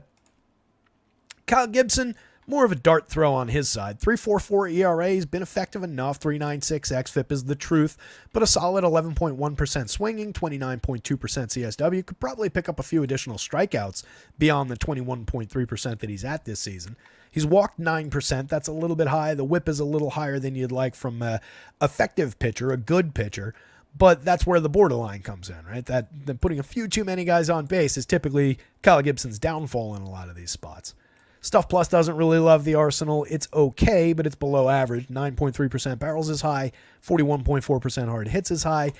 Exit velo is manageable. Home run output has been manageable, and it matches what he's done in previous seasons. So no real concerns about Kyle Gibson being like off form or anything. The strikeout rate is right in line with where he's been. It's actually technically slightly up. So on the right day, could he go out and beat the Braves? Could he find a bunch of strikeouts against this Atlanta team? Absolutely. 25.7% strikeout rate confirmed for this confirmed version of the lineup. I don't love him at 85 on FanDuel. If you wanted to do it a few times in 150, that's fine. But no, you're probably throwing a pretty bent, wobbly kind of a dart. At 7,300 on DraftKings, it's a little bit less of a risk. I think he's just in the pool of reasonable enough bargain bin guys. Once we get into the green territory, these guys become more playable because they have to do less overall. So Kyle Gibson can beat the Braves enough times over, especially this version of the Braves, enough times over, that it makes it probably worth playing a few times. Not a priority, but a play. That said, I would greatly prefer the Braves' bats against Kyle Gibson in this game. By the way, this is another game with a lot of rain in the area, so just keep an eye on the weather here. Jared Kelenic off the top, 36, 3,000, 265, 307, 435, stringing together a decent run and locked in at the top of the lineup right now. 9.5% barrels, 46% hard hits, capable of driving the ball. Moderate ability to get on base and set the table for guys like Ozzie Albies behind him. Ozzie costs 54.35. Excellent option at second base on any given slate. 5.92 in the home run model, a little bit diminished for premium contact this year, a little bit diminished for power output, but could definitely come roaring back, and I definitely expect our next 301 plate appearances are going to be better than this 301 plate appearances. So catch the upside with Albies. He's a little bit discounted. Marcell Ozuna for 59, 4,000. 21 home runs at 279 ISO, 173 WRC plus. It's been absolutely tremendous. Makes crazy good contact when he connects. 11.84 in the home run model, outpacing Matt Olson, who's at 9.34. He's got 12 home runs on the season at 201 ISO. The big lefty's definitely been a little bit diminished this year. We're below 50% hard hits, but that's still, in a vacuum, those are still good barrel and hard hit marks. It's just they're not these. They're not where he's been the last couple of years. But there's major upside for 51 at first base from Olson. 34 at first base on FanDuel is very playable. Priority bat if you're stacking this team. Their run total at 4.56 puts them kind of decidedly in the middle. Right, we've got the three standout 5+ spots. We've got the Red Sox just below 5. And then a lot of these other teams are kind of equal. Right, the Blue Jays probably on the lower end of that. The Reds I like. The Yanks, obviously. The Braves, I think, as I'm saying, are right there, and then the Rangers and the Brewers. That's basically a tie between these two. The Braves, the Yankees, and again, and the Reds, with the Blue Jays trailing that group a little bit. And then you've got a lot of 3s and low 4s across the board. So it's just an interesting setup runs-wise. Austin Riley at 52-33 hit his 8th home run, 173 ISO, 110 WRC plus, has definitely been surging over his last 75 or so plate appearances, looking a lot more like the Austin Riley that we know and love. 12.2% barrels, 50.8% hard hits now on the season. Travis d'Arnaud, 3,900, very playable catcher where you need them. 7 home runs in 172 plate appearances, a 222 ISO, makes killer contact, 11% barrels, 40.7% hard hits this year. D'Arnaud's a very good catcher option when he's in the lineup. Ramon Laureano for 27-23. 2 home runs, 3 steals, a 70 WRC plus. This is where their lineup gets a little bit thin right now. Forrest Wall and Zach Short rounding things off. Mix and match parts at best. More speed than anything else in those bottom 3 spots. Not a lot of quality there. So feeds the upside a little bit for Kyle Gibson. Shortens the Braves stack to 6. Any one of those guys can be used as a bolt-on part at a very low price. but not a one of them is a priority. If you're looking at the cards, I think you could align a little bit, especially if Ronaldo gets popular. And we'll talk about whether or not the Rockies make sense to align against Hunter Brown in a minute. Ronaldo's been very good, but he's gotten lucky here, given this kind of contact. He's gotten lucky here for sure, by basically 2 runs. Stuff Plus doesn't really love the Arsenal, so there's some believability to the idea that, all right, any given day, this could kind of turn back into a pumpkin for Ronaldo.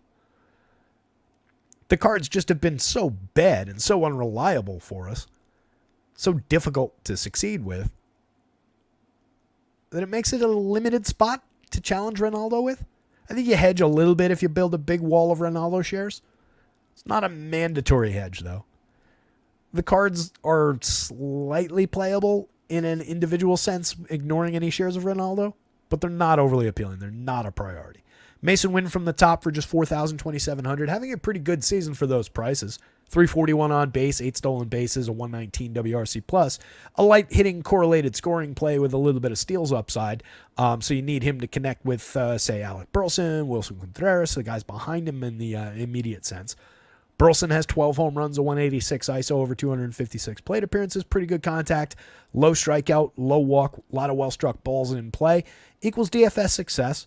Outfielder 3,900 on DraftKings, gets first base eligibility on FanDuel, which is interesting for 3,200. Not that you're skipping Paul Goldschmidt all that often for 2,800 over there if you're stacking Cardinals, but makes him playable in the util spot. Well, he's always playable in the util spot, but gives you a little bit of additional flexibility in this lineup, I guess is what I'm saying. Wilson Contreras, 4,800 discounted, 3,300 on FanDuel. He's an excellent hitter. Over 132 plate appearances, 279, 394, 541 with a 261 ISO and 6 home runs before he got hurt. Makes major premium contact and has for years. Excellent, excellent catcher option for a, $400 or $500 discount on DraftKings. Goldie at just 42.28 is easy enough to reach. He's got 10 home runs, a 132 ISO, 91 WRC plus. We're gradually slightly improving here. He's up to 46.5% hard hits and 8.5% barrels. If you remember, a couple of weeks ago, these were very, very low. So we're hitting the ball a little bit harder. We're kind of rounding into a little bit better form. We'll see how far up that ladder he can climb. Brendan Donovan for 38-31, 3 positions on FanDuel, has 8 home runs, a 152 ISO, a decent run creator, 17% better than average. Just kind of not a great option at 5. I'd rather have him at 1, 2, somewhere up there. He's okay here. Nolan Arenado really scuffling this season. 6 home runs, over 302 plate appearances, just a 114 ISO and 97 WRC plus. A long, luxurious, lazy, slow swing that is getting beat much more frequently this year. It's been problematic for Arenado. He's also dealing with aches and pains in, I think, every one of his major joints. So it's not the best spot probably to deploy him. But if you're stacking up Cardinals, he is very, very cheap. Nolan Gorman for 42.29 has 16 home runs. He's also sub Mendoza with a 271 on base. You take the bad with the good. He's just a power play, but very cheap for the power upside, just above the magic number in the home run model. Not a great spot in the lineup, but could definitely succeed against this pitcher. Matt Carpenter, Michael Ciani, just more mix and match parts at the bottom. Ciani's got a little bit of speed, but only a 58 WRC plus and a 259 on base. Not ideal. So it's Ronaldo, Braves bats, Kyle Gibson, mix and match shares of cards at best. And Gibson is really only a DraftKings dart throw value play, a bargain bin guy over there. I don't want to make that like I'm just saying play all 4 things. Ronaldo's really appealing. Braves bats are like middle of the road-ish with upside. Gibson's just here in the bargain bin, and then the cards are lower than that. Rangers, Brewers. Keep this thing rolling. Hit the like button. Hit the subscribe if you haven't done that already.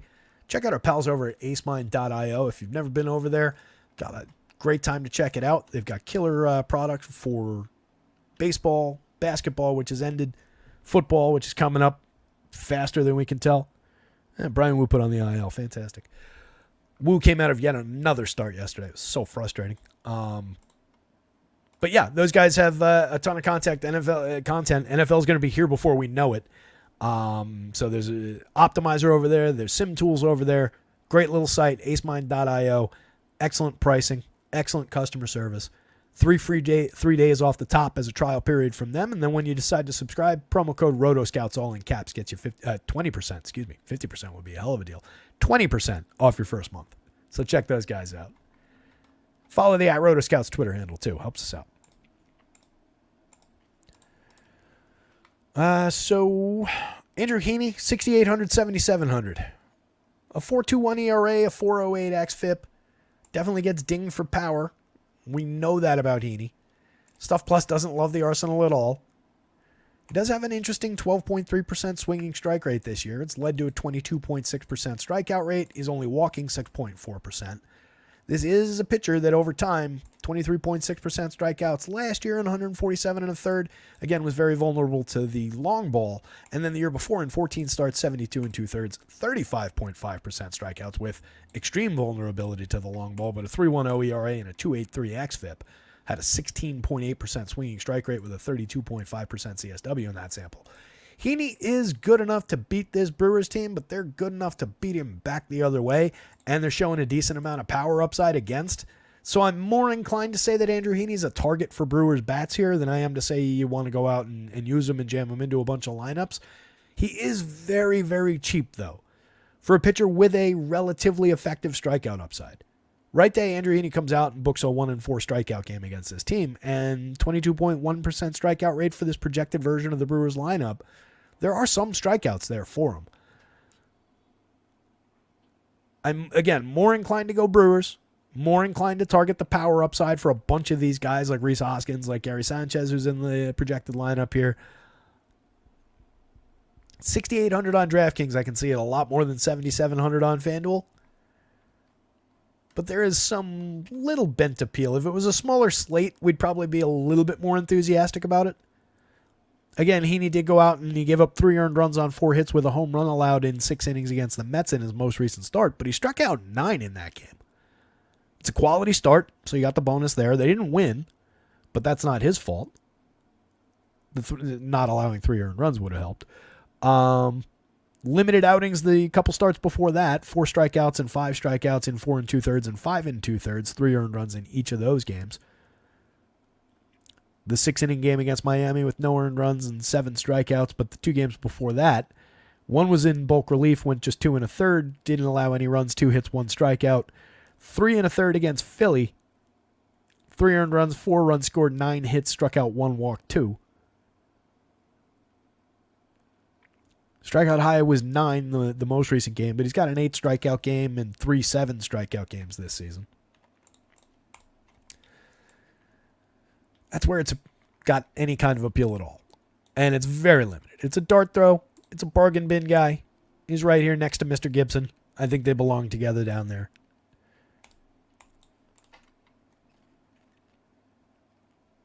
Bryce Wilson on the other side, much more realistically just a target. 4.24 ERA, a 4.71 xFIP, a 19% strikeout rate with a 9% walk rate, 45.6% hard hits allowed, a 4.15% home run rate.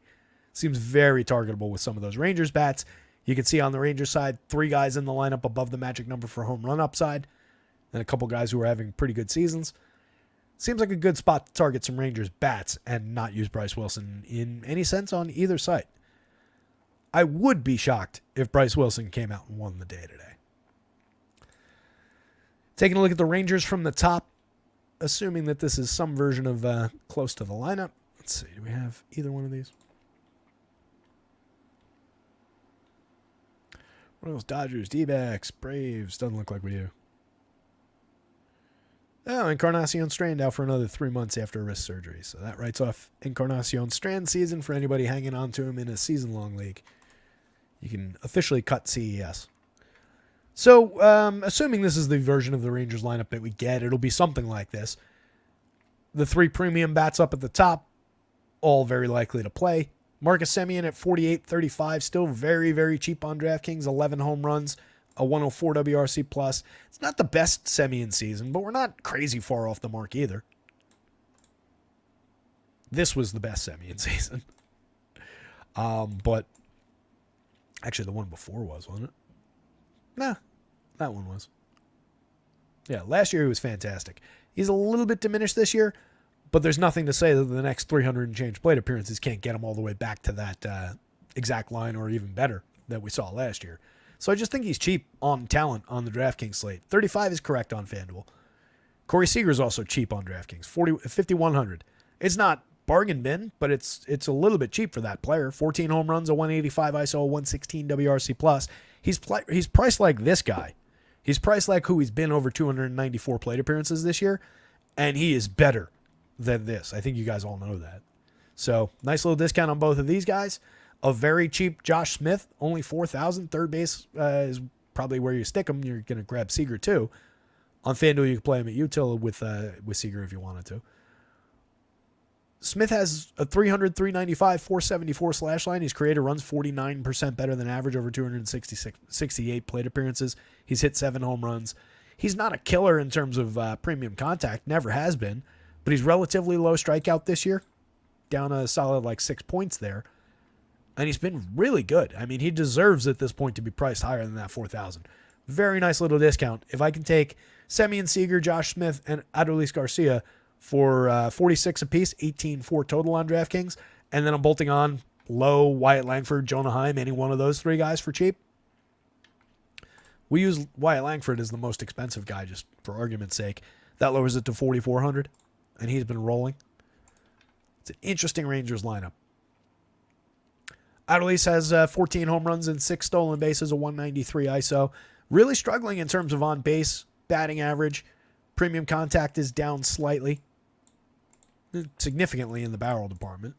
Actually, significantly in both. Still very, very good. It's another spot where it's like these on their own are terrific, but compared to last year, they're down. That's where some of his quality's gone, but not to the point that he should be priced at 45 on DraftKings. 32 on FanDuel, also a little bit cheap. Should still probably be 34, 36 even with the underperformance. Low 256, 351, 338. We're still getting on base like crazy.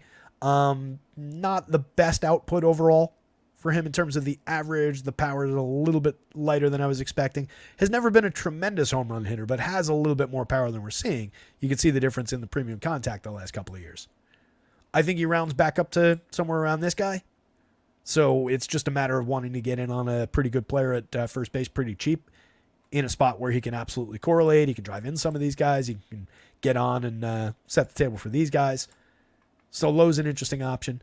Wyatt Langford for 36, 3,000, has 3 home runs and 7 stolen bases, been coming on a little bit. 254, 311, 368. Still just a 91 WRC plus and a 114 ISO, but making better contact now. Looks like a more interesting hitter now that he's found his form a little bit. Jonah Heim has 6 home runs as a cheap catcher. He's playable, not a priority. The output has been mediocre this year, but a playable bat. Jankowski and Leota Taveras at the bottom of the lineup. Either one of those guys can steal you a base. Taveras gives you a little bit more power upside. If you get Ezekiel Duran down there, he's similar. Mix and match parts at best at the bottom of the lineup. On the Brewer side, again, like the idea of targeting Heaney. So really, it's bats on both sides of this one pretty firmly. Joey Ortiz from the top of the Brewers lineup, third base only on DraftKings, second and third base. Still love the second base eligibility on FanDuel. Only 2,900 for a hitter. Who's slashing 278, 383, 449. Creating runs 38% better than average. 6 home runs, 5 steals. That's ideal at second base, and it's not terrible at third base on for 4,000 on DraftKings. And what's really appealing there is the 383 on base and all the run creation, just as a correlated scoring piece leading directly into William Contreras, Christian Yelich, Adames, Hoskins, Sanchez, all those guys showing all that power. First 3 guys there are slightly below, but really closing in on the magic number for power upside. And then Hoskins and Gary Sanchez both above it. So that's a really nice little stretch of power there that Joey Ortiz can just feed some run creation upside to. Top few hitters get on base really, really well. So everything I said about Ortiz, say he's out first inning, 0 for 1. We can immediately reset the table with William Contreras and all his ability to get on. And he's also got just, fantastic ability overall. Something funky's going on with my computer. I don't know if you guys can hear me. The computer froze again. Fuck. Now, what is going on with this thing?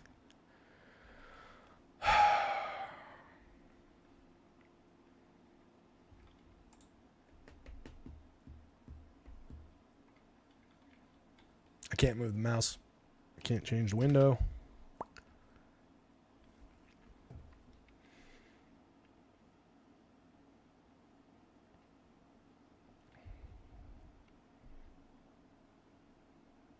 Trying to get to Discord.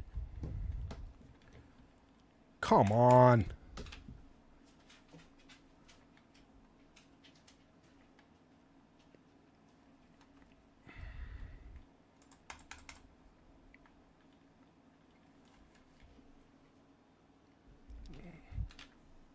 No idea if you guys can see me out there, hear me, or anything. We're frozen solid computer-wise here.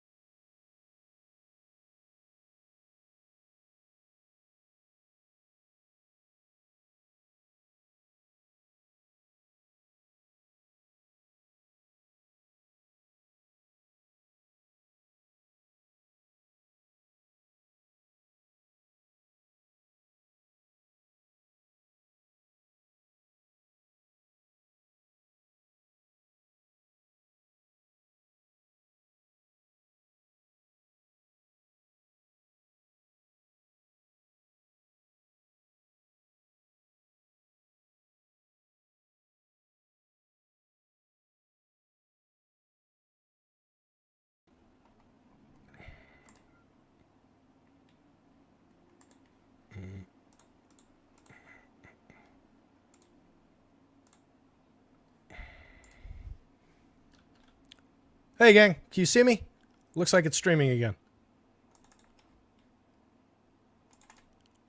Yeah, am I back? Somebody confirm that you're hearing me and seeing me right now. I will say the word pickle. Somebody confirm that you heard me say the word pickle. It seems like that's a yes. All right. Had to restart the computer there. Not sure what the hell's going on with this machine today. It's never done this before, but that's the second time today it froze up on me. So let me grab a second here and get back to the projections file that we were using, which probably hasn't been saved in a minute. Well, whatever. He said cheese.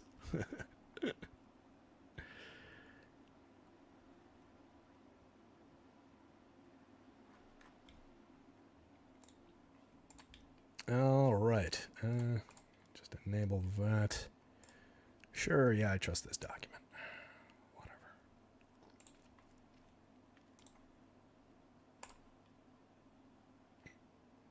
And we'll just hope that I've got all those files. Okay. We were on what? The Rangers and the Brewers, right? Oh, man, we got a long way to go. All right. All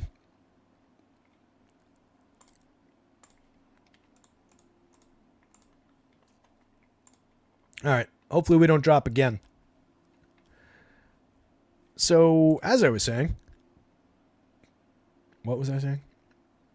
I think I was on William Contreras and his incredible ability to get on base and continue to set the table when he's not also hitting home runs or getting base hits and driving runs in, extra base hits.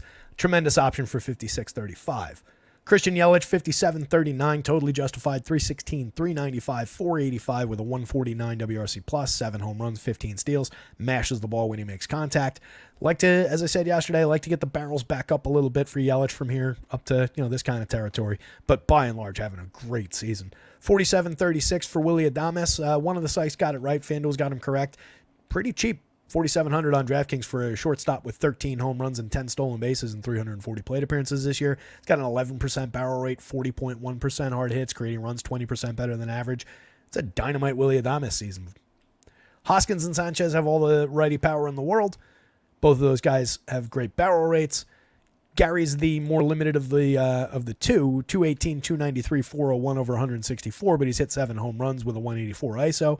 Hoskins has 10 home runs in 228 opportunities with a 188 ISO. Either one of those guys for a home run play. No issues with putting them both in your lineup. The only thing there is, like, if Hoskins ends up homering, then Gary comes up with the bases empty and you get a solo home run kind of a pairing. So there's a little bit of trickiness with that, but love both options for power upside against this pitcher. Absolutely could get there. Jackson Chourio, 7 home runs, 8 steals, a disappointing rookie season so far, but he's a very, very young player who's still finding his footing. Hits the ball pretty hard, does have counting stat upside on any given slate, especially against a pitcher like this. Blake Perkins had an okay start to the year, but has really cooled off. 5 homers, 10 steals, mix and match part. And then Bryce Turang is excellent at the bottom of the lineup. Maybe a little bit diminished lefty-lefty. That's typically why he drops in the lineup. We'll see where he lands. Would obviously be better as an option just from the top spot, but tons of stolen base upside. A lot of on-base skills, and very effective hitter, 4,900, 3,400. Another guy who's just low priced on DraftKings for his quality. So this one is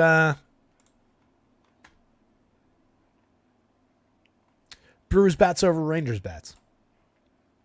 Brewers bats, Rangers bats, neither pitcher for me.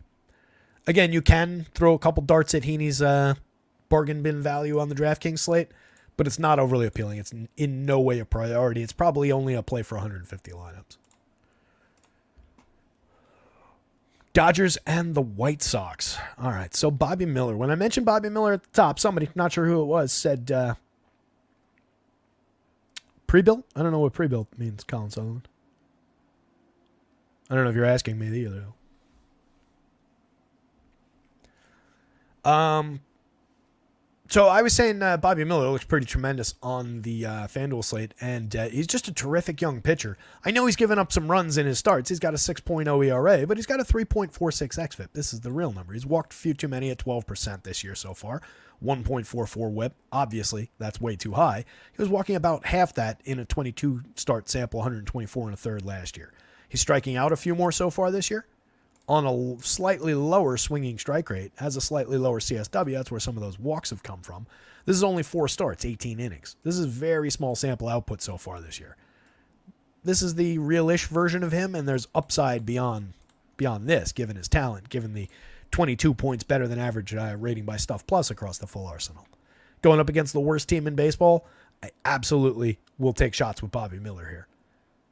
More than enough talent to beat this team. Let me get back to my game log file, assuming it exists.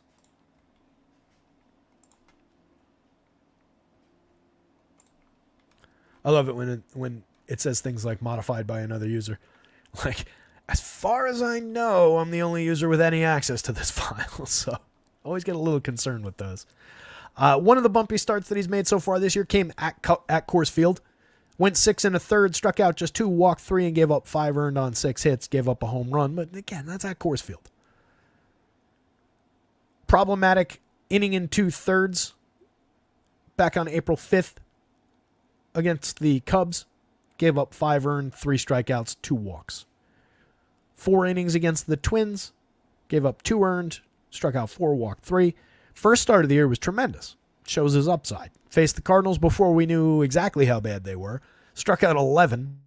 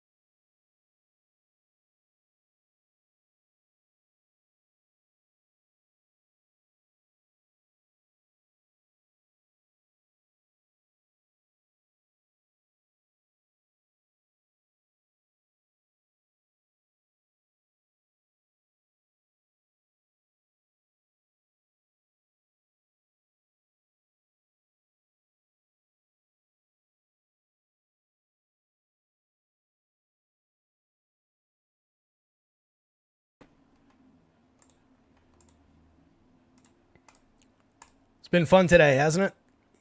I think I'm back. I think you guys can hear me again. The screen is black. Terry Soprano. I don't know what the hell's going on with this machine today. That's the third time now that it's dropped. Second time during the show. I'm just going to try and get through this. Yeah, on a massive slate. It's a 12-gamer column, but yeah, massive slate, obviously. We were making good time, too. We started at 3:30. It's only 5:08. We're like halfway through. Making okay time. I'm going to try and speed this up a little bit just in the interest of getting through things with the idea that this thing might crash again, right? So I do think Bobby Miller's super playable here. Best matchup in baseball. The fact that he went 6 1/3 in that Colorado start at Coors Field takes away any concerns about a short outing. I think he's a tremendous option. For 85 on DraftKings looks great. For 94 on FanDuel looks great. Would not play Chris Flexen in under any circumstances against this Dodgers team. Just don't think it's there. He's nearly 50% below average by Stuff Plus if you need a reason, all right? Even 5,500 on DraftKings. I just don't think you'd do it. Dodgers bats obviously in play. Shohei Ohtani above the magic number. Teoscar Hernandez probably back in the lineup and above the magic number again today. Very fair pricing for Teoscar on both sides, 53.38. Totally reasonable. No reason not to pay Ohtani 65, 5,000. If you're going to the Dodgers, you obviously want one of the best players in baseball. Will Smith, tremendous catcher option, 55.36. Freddie Freeman, 58.39. You know these guys are superstars up at the top of this Dodgers lineup. Put all four of them together if you can afford it. If you can't, Andy Pajes is sitting there to help you at 4,000 and 3,000. He's got 8 home runs and 241 plate appearances. Pretty good power bat later in the lineup against a pitcher who's going to give up a tremendous amount of contact as well as premium contact. So Pajes looks like a good target. Jason Hayward, 35-27, definitely a capable lefty bat who can still hit the ball very hard. Had a nice bounce back season offensively last year. Has a 227 ISO over 104 plate appearances this year, 4 home runs, 3 steals. Totally playable for 35-27. Miguel Rojas, Gavin Lux, Kevin Biggio, mix and match parts. Each has a little bit of power, a little bit of speed upside on the right day from the bottom of the Dodgers lineup. Absolutely want to stack Dodgers, one of the top priorities on the slate overall. White Sox, really don't think you're stacking him outside of maybe hedge a little bit against Bobby Miller, but really don't like the spot. Lubob, Eloy Jimenez, most likely both of them going to be in the lineup again. That's a big boost to this team's lousiness. They haven't been together in a lot of lineups this year. 7 home runs on the season for Lubob, 5 on the season for Eloy Jimenez. They've both stolen 3 bases apiece. Exactly at league average for run creation so far in 98 plate appearances for Luis Robert, and then 150 plate appearances, 87 WRC plus for Eloy Jimenez. And they're their best bats. Tommy Pham for 43.29, capable category filler. He's been all right this season. As he started out really hot, and then now he's just been okay. 9% better than average for run creation, 4 homers, 4 steals. Andrew Benintendi, totally skippable. Gavin Sheets, playable, 7 home runs, a 165 ISO, a 112 WRC plus. Correlated scoring with Robert and Jimenez. Paul DeJong, 3,200, 2,700, has 14 home runs, and that's about it. 222 ISO, 106 WRC plus. Can still connect with the ball if you want him at shortstop in a 3-man, maybe, Robert Jimenez and DeJong. Not completely crazy against a young pitcher. Corey Lee, moderate catcher ability, 7 home runs and 5 steals. Good counting stat numbers over 193 plate appearances, but nobody's idea of a priority. Nicky Lopez, Lennon Sosa, kind of afterthoughts at the bottom of the White Sox lineup. Colin, not that old. I was concerned the other day because it's been lagging a little bit with with gaming. Like I haven't been able to finish the 3rd act of Baldur's Gate 3 because it kept on dropping out. So now I'm increasingly more concerned. Maybe the fans aren't working correctly and it's just overheating on the inside. I'm not really sure, but I'm gonna obviously have to take it apart and figure out what the hell's going on because we can't have this in an ongoing sense. Anyway. To continue trying to power through this thing. I love everything Astros today. I was talking about it before. Love their bats, the way they look against Austin Gomber, who has a 16.3% strikeout rate, way below average marks by Stuff Plus, way above the magic numbers that we look for barrels and home run output so far this year, a 4.54 xFIP beneath his 4.36 ERA. Seems like a very, very gettable spot with the Astros. And then love Hunter Brown going up against the Rockies, one of the top pitchers on the board. 88,000 on DraftKings is way too cheap. 9,200 on FanDuel, probably still a little bit cheap. He's been absolutely tremendous.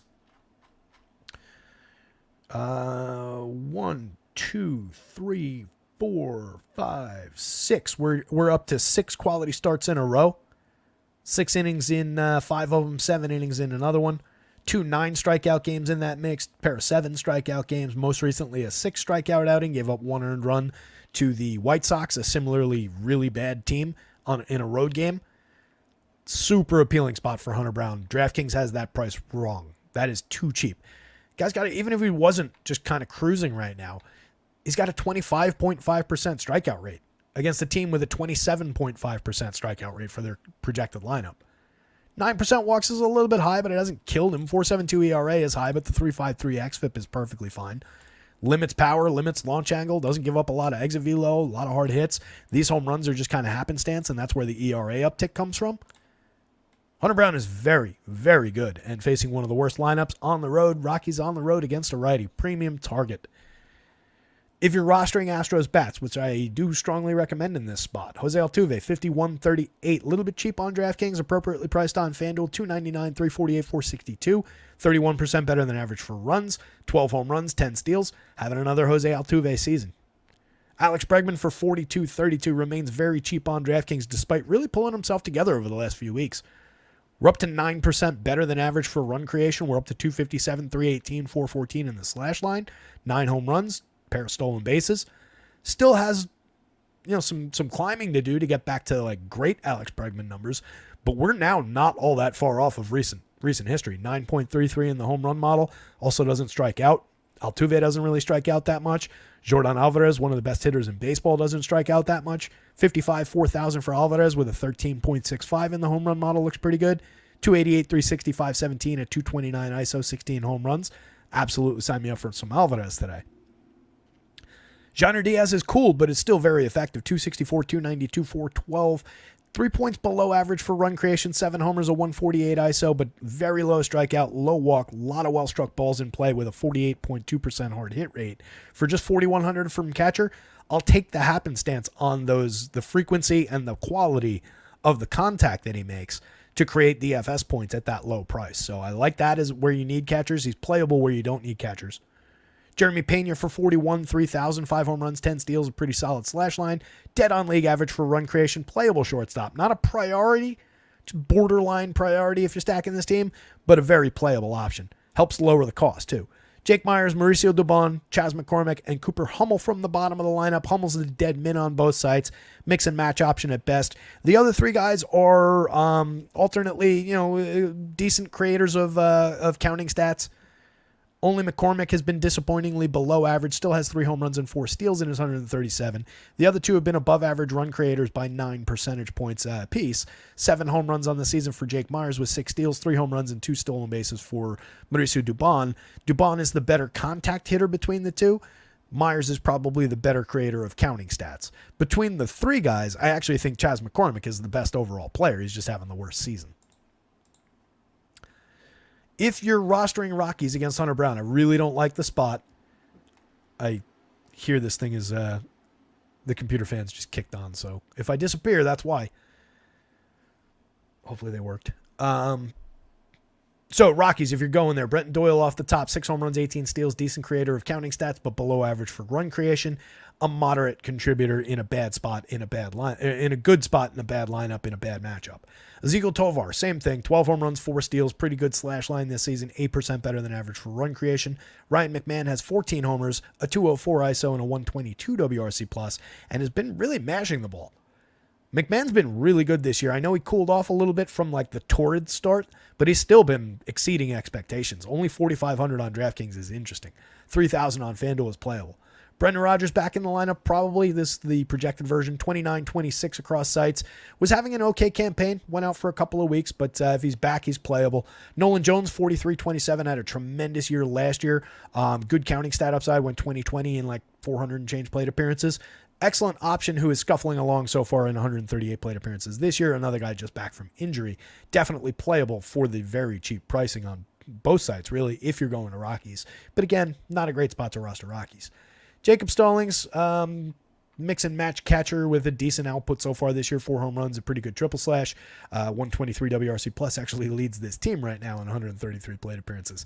I like the power upside from Talia and Goodman. Neither one of them has been at all consistent, but they both got 7 home runs in fewer than 117 or fewer plate appearances. It's a lot of power between those two, 241 and a 268 ISO.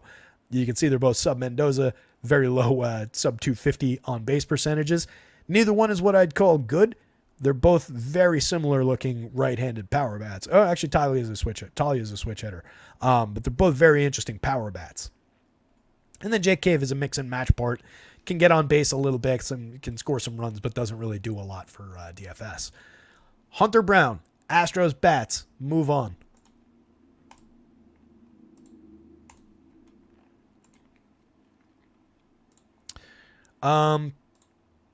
For sanity's sake, guys, I'm just going to forgo any lineup updates right now. We're just going to talk through these projected, even if they're confirmed.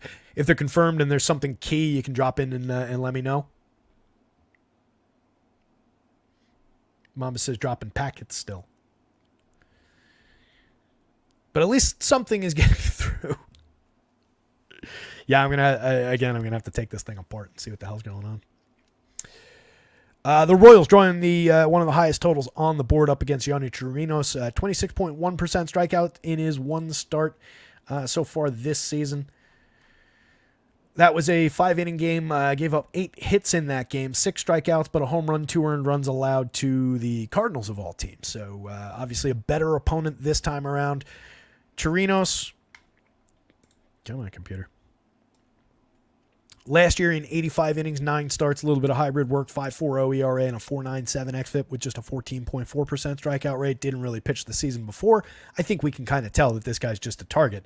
On the other side, Seth Lugo, just very high priced. It's a spectacular matchup against the Marlins. And he's been effective this season, but he's been more effective in like limiting runs, eating some innings, pitching quality games, and maybe you get the quality start out of them. But the strikeout rate is pretty low. 8.9% swinging, 28.6% CSW, and a 20.8% strikeout rate over 104 innings and 16 starts. Again, capable of eating innings and booking that quality start for you. No question about it. He's pitched 7. He's completed the 7th. 1, 2, 3, 4, 5, 6 times, and he's pitched into the 7th another couple of times. He's been very good for depth. Had a 10 strikeout game against Oakland and a 12 strikeout game against LA. You can see the comparable opponent today. So maybe it feeds a little bit of additional strikeout upside for him. But the Marlins don't strike out as much as those teams do. 21.5% strikeout rate. So again, it seems more like a Lugo was good today. He shut the Marlins out over 6 innings and even 7 innings. But he only struck out 3. That kind of a day. I do think there's value in that, but not when it's 9,600 10-4. Just becomes a little bit more challenging.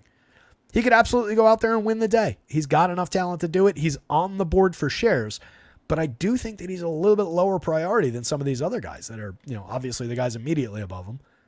And you've got some lower prices with some of these guys. This isn't sorted anymore. I was like, wait a minute. How did Austin Gomber get up there? Yeah, that's more like it. These guys are the guys I'm talking about. Not necessarily a lot of these guys below him, but I think there's a lot of quality immediately above him at better pricing that is more than likely to beat him out in terms of the strikeout upside. I don't love Marlins bats against, especially considering how limiting he's been for home run upside this season and how good he's been at just limiting run creation this season over his long innings. If you're going toward the Marlins, Jazz Chisholm is a priority in the top spot, 8.64 in the home run model. He's got 10 on the season, 13 stolen bases, 16% better than average for run creation. He's one of 2 positive run creators in this projected lineup. Brian De La Cruz with his 14 home runs is the other one, 185 ISO, 104 WRC+. Those are your top 2 priorities in this lineup. Then it's probably some mix of Jake Berger, Jesus Sanchez, and Josh Bell, the 3 next most obvious guys. Nobody cracking into extreme territory, but everybody showing a little bit of power potential. Sanchez at 5.93, Jake Berger at 6.71. They have 7 and 6 home runs apiece, a 144 and a 123 ISO so far. Both players kind of underperforming their talent. Sanchez especially underperforming his premium contact as usual. And now we're up to 23.1. Man, did I jinx this poor kid. He was at, I think, 18.8 or 19.1 or something like that when I pointed it out the other day, a couple of weeks ago now. Said, hey, this is something we got to watch. Really has lost it since then. But if he ever gains that back to limit strikeouts like that, the premium contact is there. Jesus Sanchez should be a better hitter. Josh Bell has been really, mediocre throughout the past few seasons. Had one really good season. He's very cheap. He's got the ability to hit the ball hard, hits from both sides of the plate. He's playable here if you're going to Marlins, but he's nobody's priority. 23-21 for Timmy Anderson. It's been mostly a lost season. Showed signs of life through last week with some days with base hits and stole a couple of bags, but overall been really bad for fantasy output. Nick Gordon, Otto Lopez, Nick Fortes. Gordon's the best option down there. 7 home runs, 5 steals on the season, but a 74 WRC plus, very inconsistent. 250 on base. Otto Lopez mix and match part at best, and Nick Fortes 2 home runs, 160, 193, 229. Sometimes these things just explain themselves. If you go to the Royals, which I think, again, high priority team today, 5.57 implied total is the highest on the board. One of 3 teams above 5, and all 3 well above 5. Think they're going to get popular even though they let us down yesterday. Seems like an easy spot to go right back to. Bobby Witt's a superstar, 63-43, and when you get a superstar who's supported by a bunch of pretty good bats around him, teams get really interesting really fast. Witt also plays an ideal position for a star. I love getting my superstar kind of guy at shortstop, and then I've got a lot of open room to mix and match outfielders of high quality and get to some other positions. So love Witt in this spot. 12 home runs, 21 steals, a 144 WRC plus, a 220 ISO. He's been tremendous. Michael Garcia in the leadoff spot. You guys know I don't love, but I do like the player. 5 home runs, 17 steals. Just a really weird spot in the lineup. 46-31. He's very affordable. Vinny Pasquantino hit his 7th home run yesterday, 170 ISO, 97 WRC plus.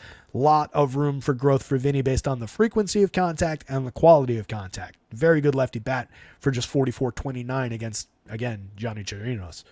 Sal Perez, 5,000, 3,000, 11 home runs, 280, 353, 455. He also homered yesterday, 175 ISO, 123 WRC plus. We had a solo shot from Sal and a solo shot from Vinny, and that was about it from the Royals yesterday.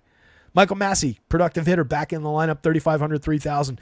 6 home runs before he left after 110 plate appearances, or I guess it was like 106. I think he made 4 yesterday. 294, 306, 529 at 235 ISO. Very capable lefty bat to have back at second base in this lineup now. So stretches the lineup, makes it really appealing to have him in there. MJ Melendez, 33-27. 8 home runs in a pretty disappointing season otherwise, but a lot of premium contact from MJ, and he's very, very cheap in the outfield against a very mediocre righty. So could be a good MJ day. Hunter Renfroe, mix and match part for some power upside, but he's been maddeningly inconsistent this year. I believe CJ Alexander is not on either side again today. Kyle Isbell, mix and match part at best from the bottom. So Royals bats, Seth Lugo. Nothing from the Miami side outside of some hedge stacks if you want them, if you're building a big wall of Lugo shares. But I really don't love Lugo for the money. I think he has a very good day today, but I don't know that he has a ceiling day. And where he's priced, you kind of need him to have a ceiling day. All right, so I've mentioned both of these pitchers a little bit. Tyler Anderson projects out for an okay day for 82-91, going up against a pretty lousy Athletics lineup. That said, he's a lefty, so it maybe feeds a little bit of the idea of some power from guys like Miguel Andujar, Brent Rooker in that lineup. Shea Langoliers certainly sees a little bit. And you probably lose guys like Tyler Soderstrom, some of the lefties, JJ Bleday, probably going to be in the lineup. He's in this projected. So we'll see what we get there. Anderson, 16.4% strikeouts, 10.7% walks, a 2.48 ERA, but a much more truthful 5.12 xFIP underneath. I think he's capable of beating this team. I think he's capable of giving you around these median projections. It's just how much ceiling does he have with those kind of strikeout numbers, with the idea that he's going to put extra guys on base, that he should be giving up more runs than he has been giving up. I could see the downside pretty quickly from Tyler Anderson as well. If you're going to play it, I think you play it at 82 on DraftKings. I don't really see the need to mess with it at 91. It's another one that just kind of falls into the why on FanDuel. I would so much rather have Mitch Spence for 74 against the Angels than Tyler Anderson for 91 against the Athletics. So talking about Mitch Spence on the other side of this game, 19.7% strikeouts, that's better. 5.9% walks, that's half. 3.86 ERA is a little bit higher than this, but his xFIP is right in line with his ERA, and it's 2 runs lower than the opposing xFIP. 99 rating by Stuff Plus. Well, it's not at league average. It's slightly below, but it's better than Tyler Anderson. He's given up fewer home runs and, well, if a lower home run rate on fewer barrels. More hard hits, more exit velo. Call it a tie. Fewer swinging strikes, but not by much. Lower CSW. Nobody's saying that Mitch Spence is good. What I'm saying is Mitch Spence is facing a bad team, and he's cheap. So I think you can squeeze value. 6,600 on DraftKings. Playable dart from the bargain bin for sure. He projects right here. Middle of the board for 66. Yes, please.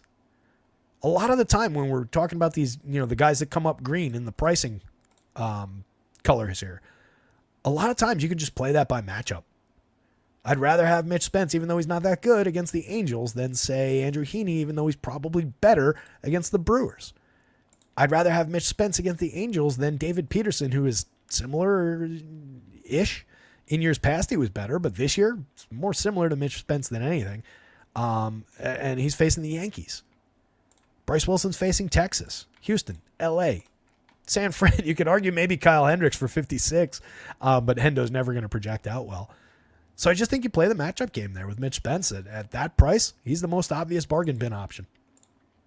I think he's playable on FanDuel. 7,400 is very cheap. It makes things work. He went 6, picked up the quality start in his most recent game against a much, much better Kansas City team. Struck out 7. He gave up 2 home runs, but only those 2 earned runs. Pair of solo shots, I'll take that start for 74, 66.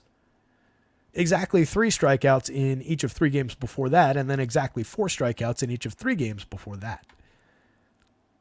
1 7-inning game in that stretch, another one where he went 6 but didn't book the quality start because he gave up 4 earned, 5 2/3 gave up 4 earned, and another one, 5 1/3. He's capable, point being, he's capable of booking 6 innings, giving you the quality start on the right day. It's a dice roll, nothing more, but he's there. With all that in mind, I probably would hedge a little bit if I built a big position of Mitch Spence shares. In that case, you're probably starting with Luis Renifo. You can take or leave Nolan Schanuel from the top of the board. He's not really doing anything outside of the odd power output. He's very cheap, 33.26, but probably not the best way to occupy first base. 8 home runs, a 124 ISO, 86 WRC+. Renifo, 306, 353, 417 is super appealing. You should probably be leading off. 4 home runs, 20 stolen bases, a 120 WRC+. Just move him up 1 spot, morons. I don't get why he wouldn't be leading off.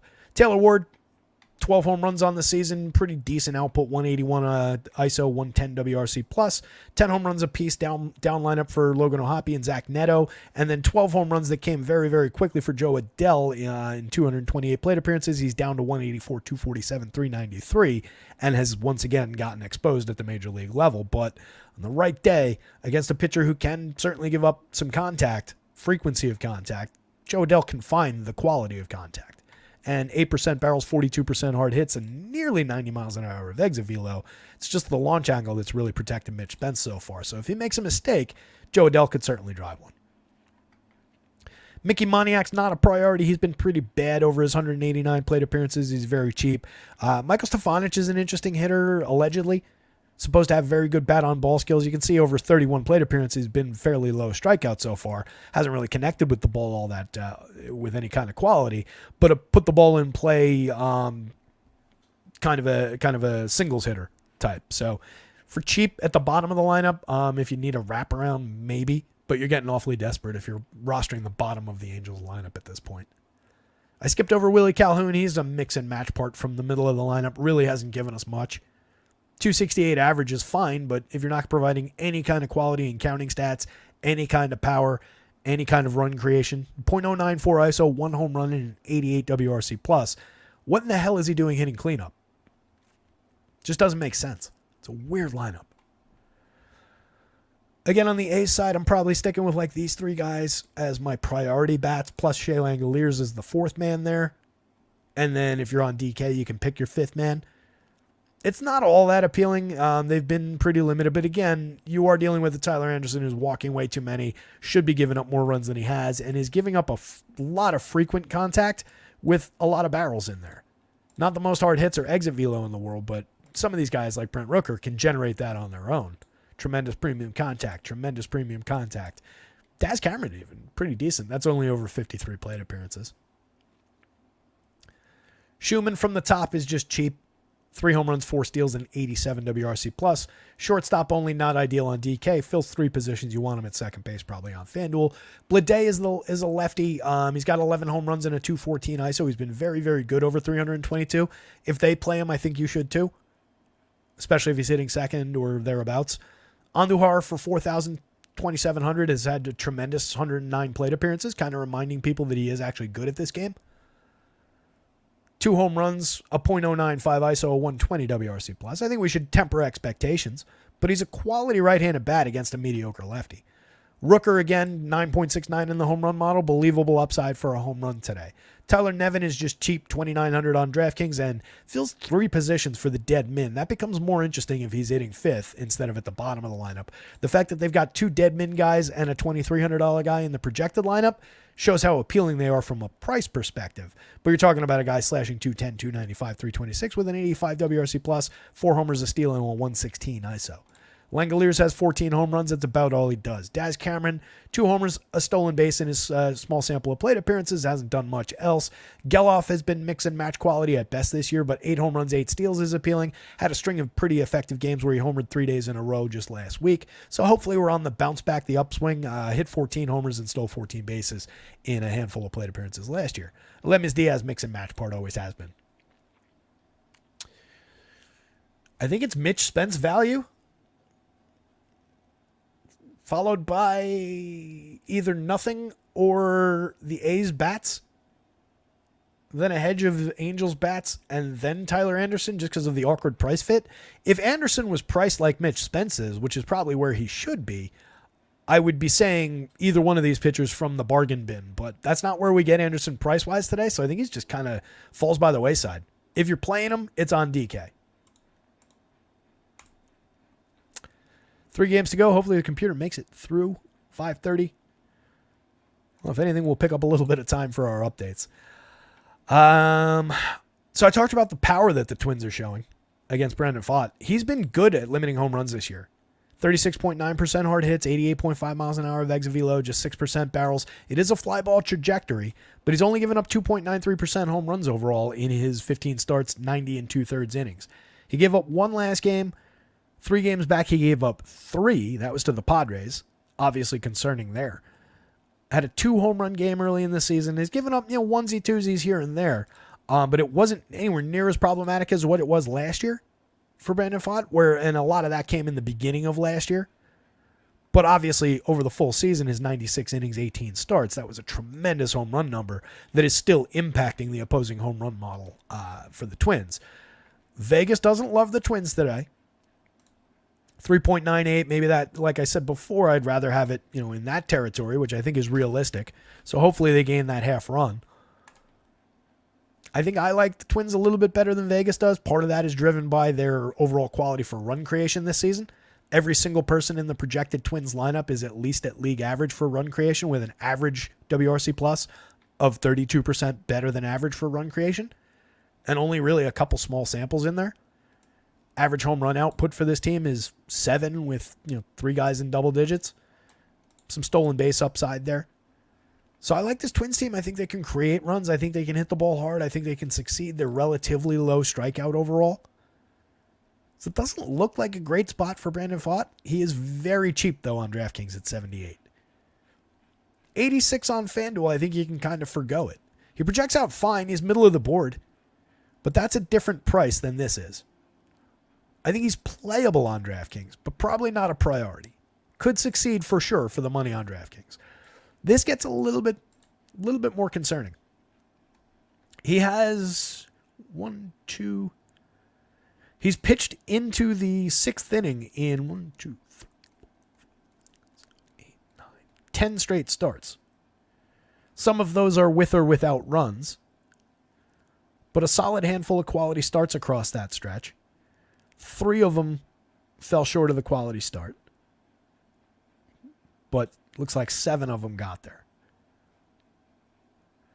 So he's reasonable. I think he's fairly priced here, maybe even discounted here. I think he's a little bit, it's difficult to say because you could easily, especially with that quality start track, you could say that he's a $9,000 pitcher on FanDuel, and you could make the argument that maybe he's a little bit, $400 or so cheap.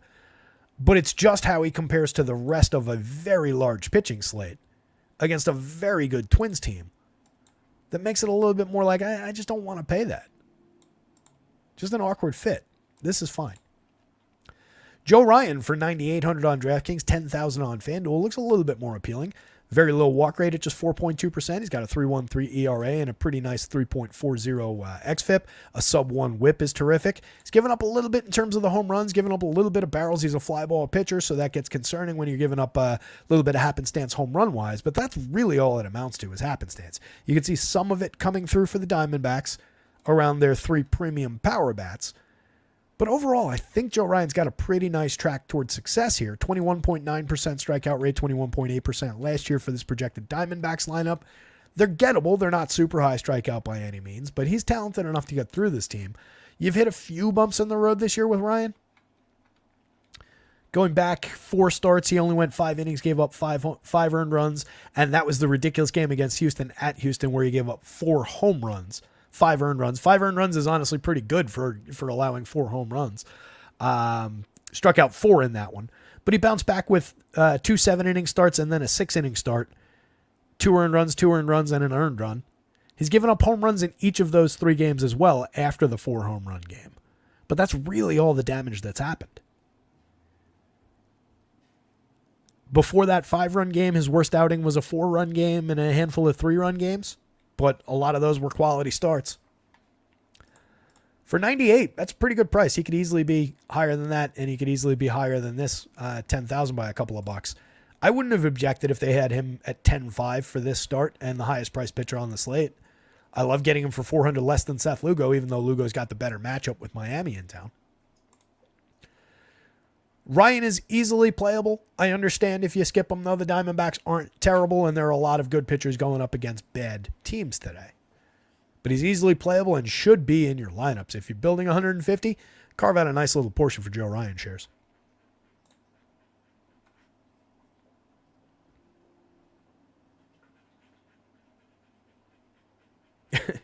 Eight Game says, if Terry wasn't busy with covering all these games for the slate, I'd ask him who he's got, Olsen or McCann. McCann, which McCann are you asking about? Trying to think of which McCann is relevant today. Suffice to say, it's probably Olsen.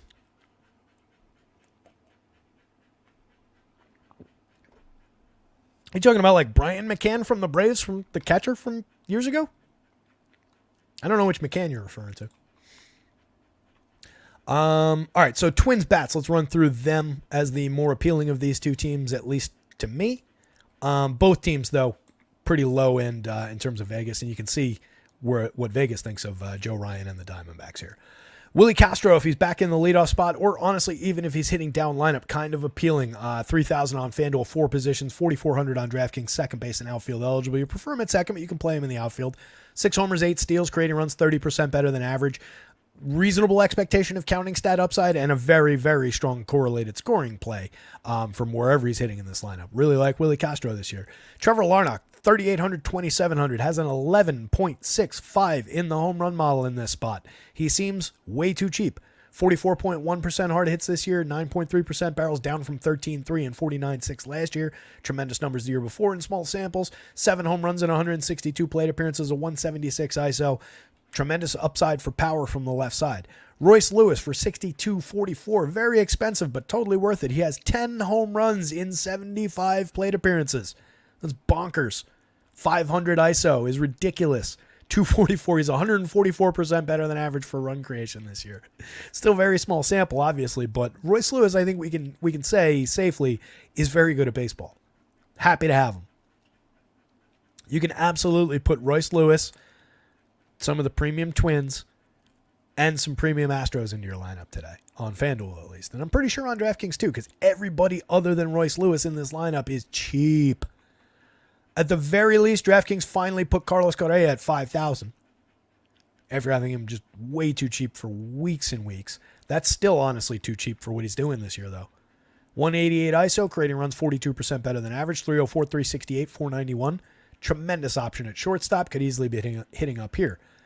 Before we get to him, Max Kepler for just 42.29 is cheap. 8.35 in the home run model. He's got 6 on the season, a 171 ISO, 109 WRC plus, and a track record of being even better than that for power upside from the left side.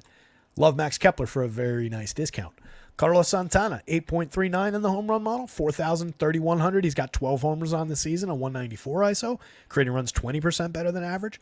Nice little bat to drop in there at first base on either side. Very cheap. Byron Buxton, cheap for the talent, cheap for the memory of who he once was. Just greatly diminished by injuries and everything over the past few years. 5 home runs, 5 steals, and 211 plate appearances.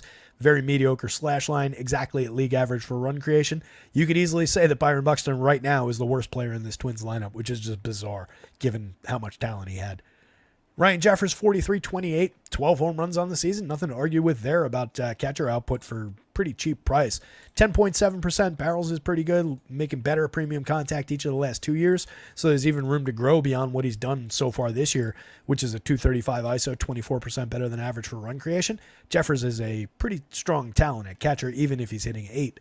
Austin Martin, mix and match part from the bottom of the lineup. 6 stolen bases and 108 plate appearances, getting on at a pretty decent clip.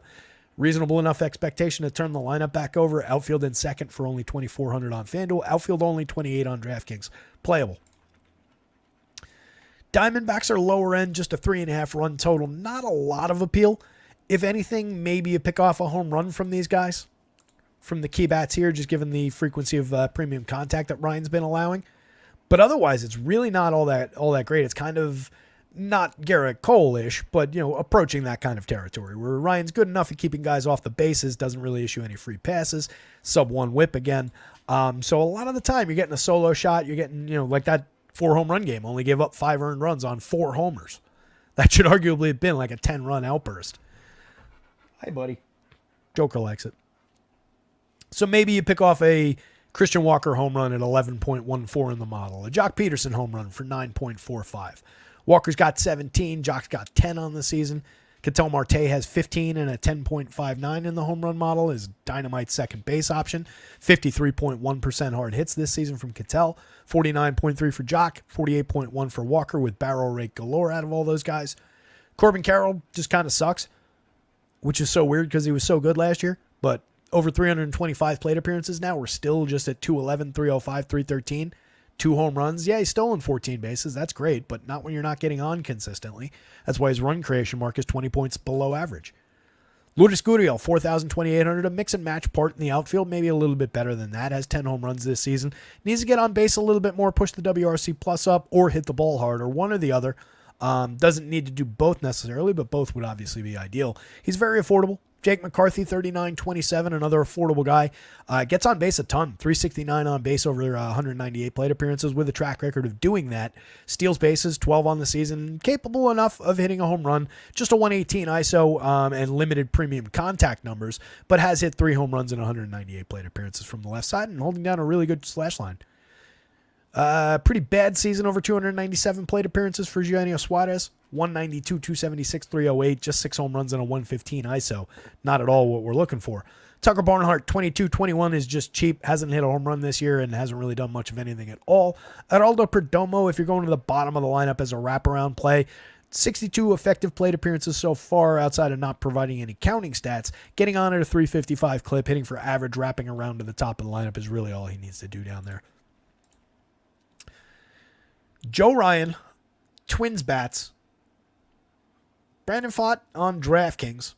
And then, bottom of the barrel with Diamondbacks bats. Not really a good day for Diamondbacks.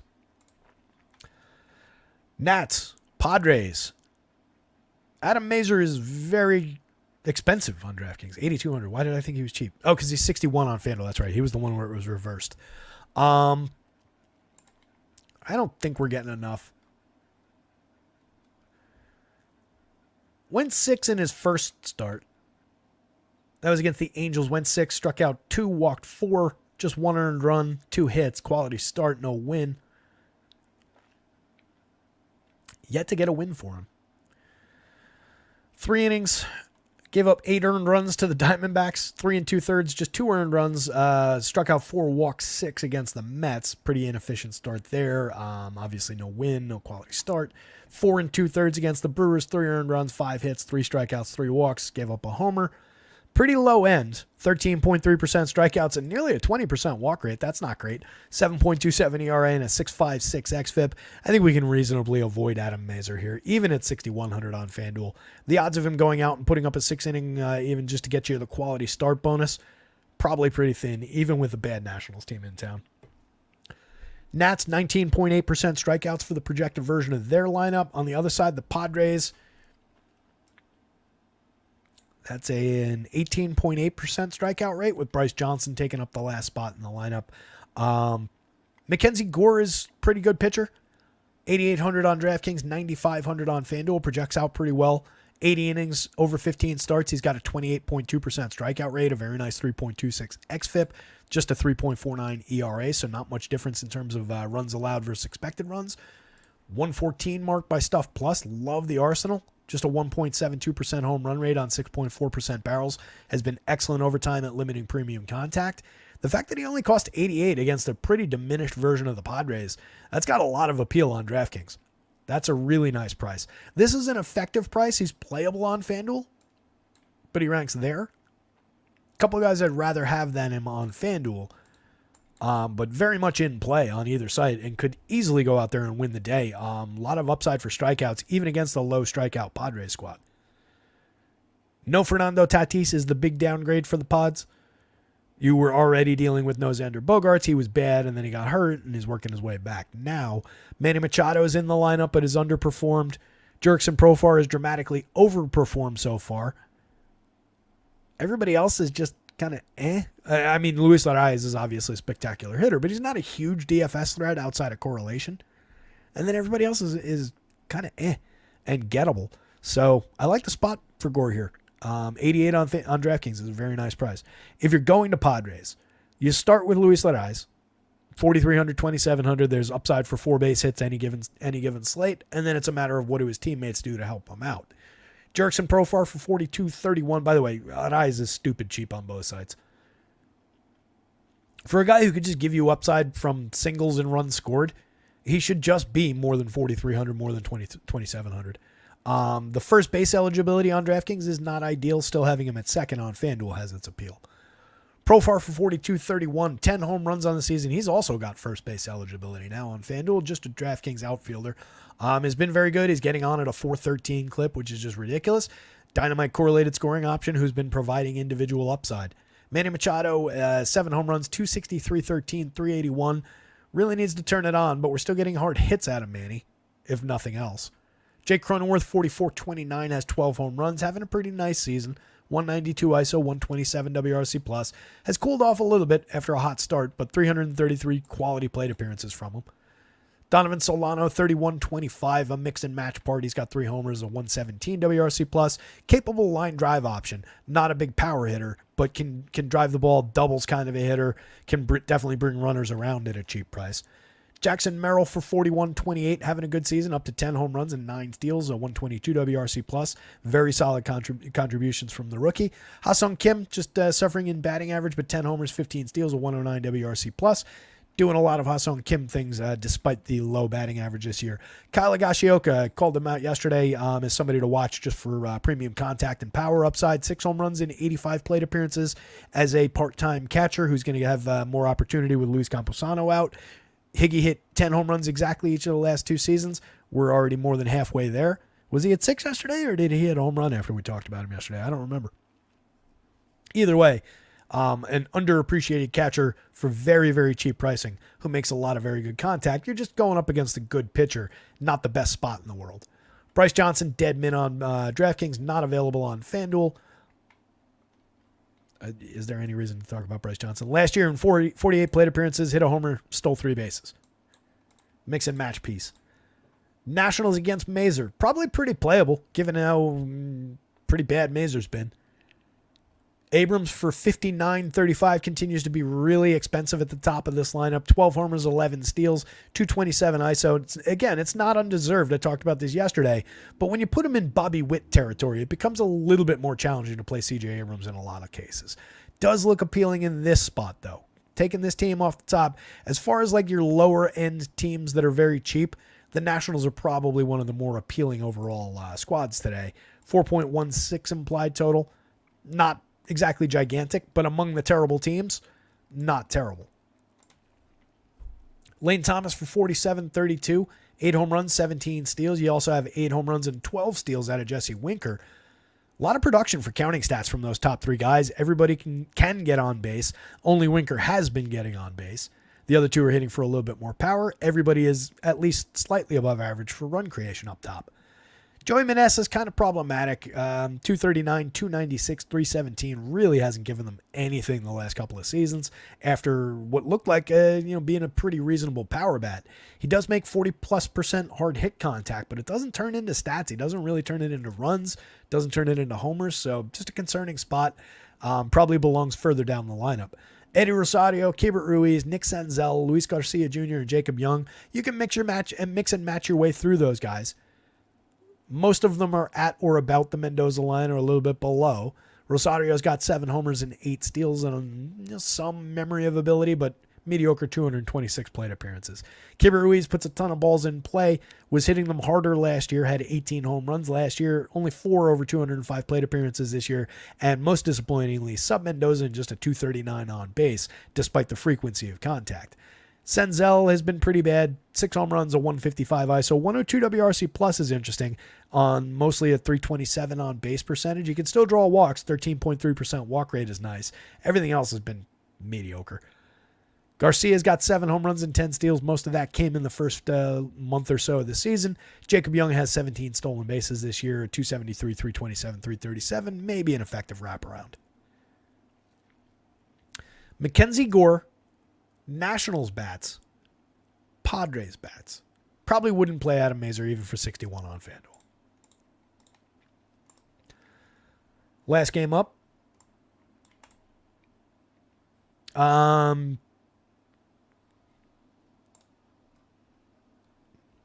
What is the ownership on Brandon Pfaadt, Mamba?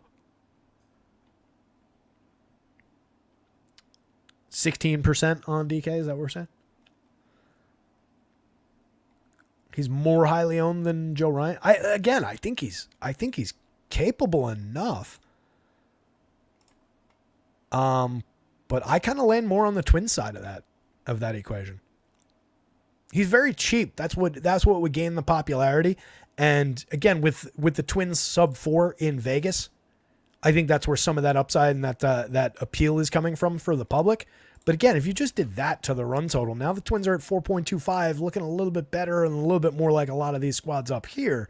So I think that would limit his exposure to the public a little bit. I do think he's easily playable. 3rd to 4th highest on the slate. Yeah, that seems definitely like you can avoid it. With the idea that, hey, I avoided it and it didn't work out. He ended up succeeding. But I think there's probably enough threat against to make him avoidable if he's got that kind of 3rd, 4th highest on the slate popularity. And there's a lot of dart throws. There's a lot of mid-range value type guys that are competitive with him. So yeah, I think that's not full fade, but undercut the field. If you're building 150, if you're building 1, yeah, I don't think you necessarily need to use him. Good call out there. That's definitely concerning. I do think he is a good pitcher. I think he's a talented kid. He's on the dynasty team as a 1-year keeper, but he's on the dynasty team. So could easily go out there and spike an upside game and burn you if you do that. But again, if that popularity gets to that level, and especially with me coming down a little bit more on the Twins side, yeah, I can definitely see it. And as Steven's saying, that makes the Twins even more appealing for leverage. If he's going to be that popular, just makes me get all the more reason to grab some Twins and all that power that they're showing on the other side. And again, might not work out, but creates more reason to go to that play that might not work out. Giants with an opener on the mound may go like 2 innings, multi-inning opener. His name is Randy Rodriguez. Randy's gone 2 innings a couple of times, an inning and 2/3 a couple of times, went 3 innings all the way back on May 14th against the Dodgers. Call it 3 innings max, 2 2/3 a few games ago, a couple of 2 1/3. So 3 innings max, and then I don't know if we're getting Carson Whisenhunt, just in case the stream dies again. I wouldn't play Carson Whisenhunt for 7,000 on DraftKings, even if we had confirmation that he's going to pitch. Just doesn't look all that appealing. The Cubs are pretty decent on the other side. Well, Cubs are mediocre on the other side, but there's a lot of bats in that lineup that I like, especially when they're facing a lefty. So it just doesn't look all that appealing. I don't know what the Cubs lineup is going to look like. This is drawing the lefty lineup, so you get like Patrick Wisdom in here, but with a righty reliever, with a righty opener, I'm not sure that's what they do. So a mix and match spot for offense from the Cubs side. At best, they're only drawing a 3.96 implied total in this pitcher-friendly park anyway.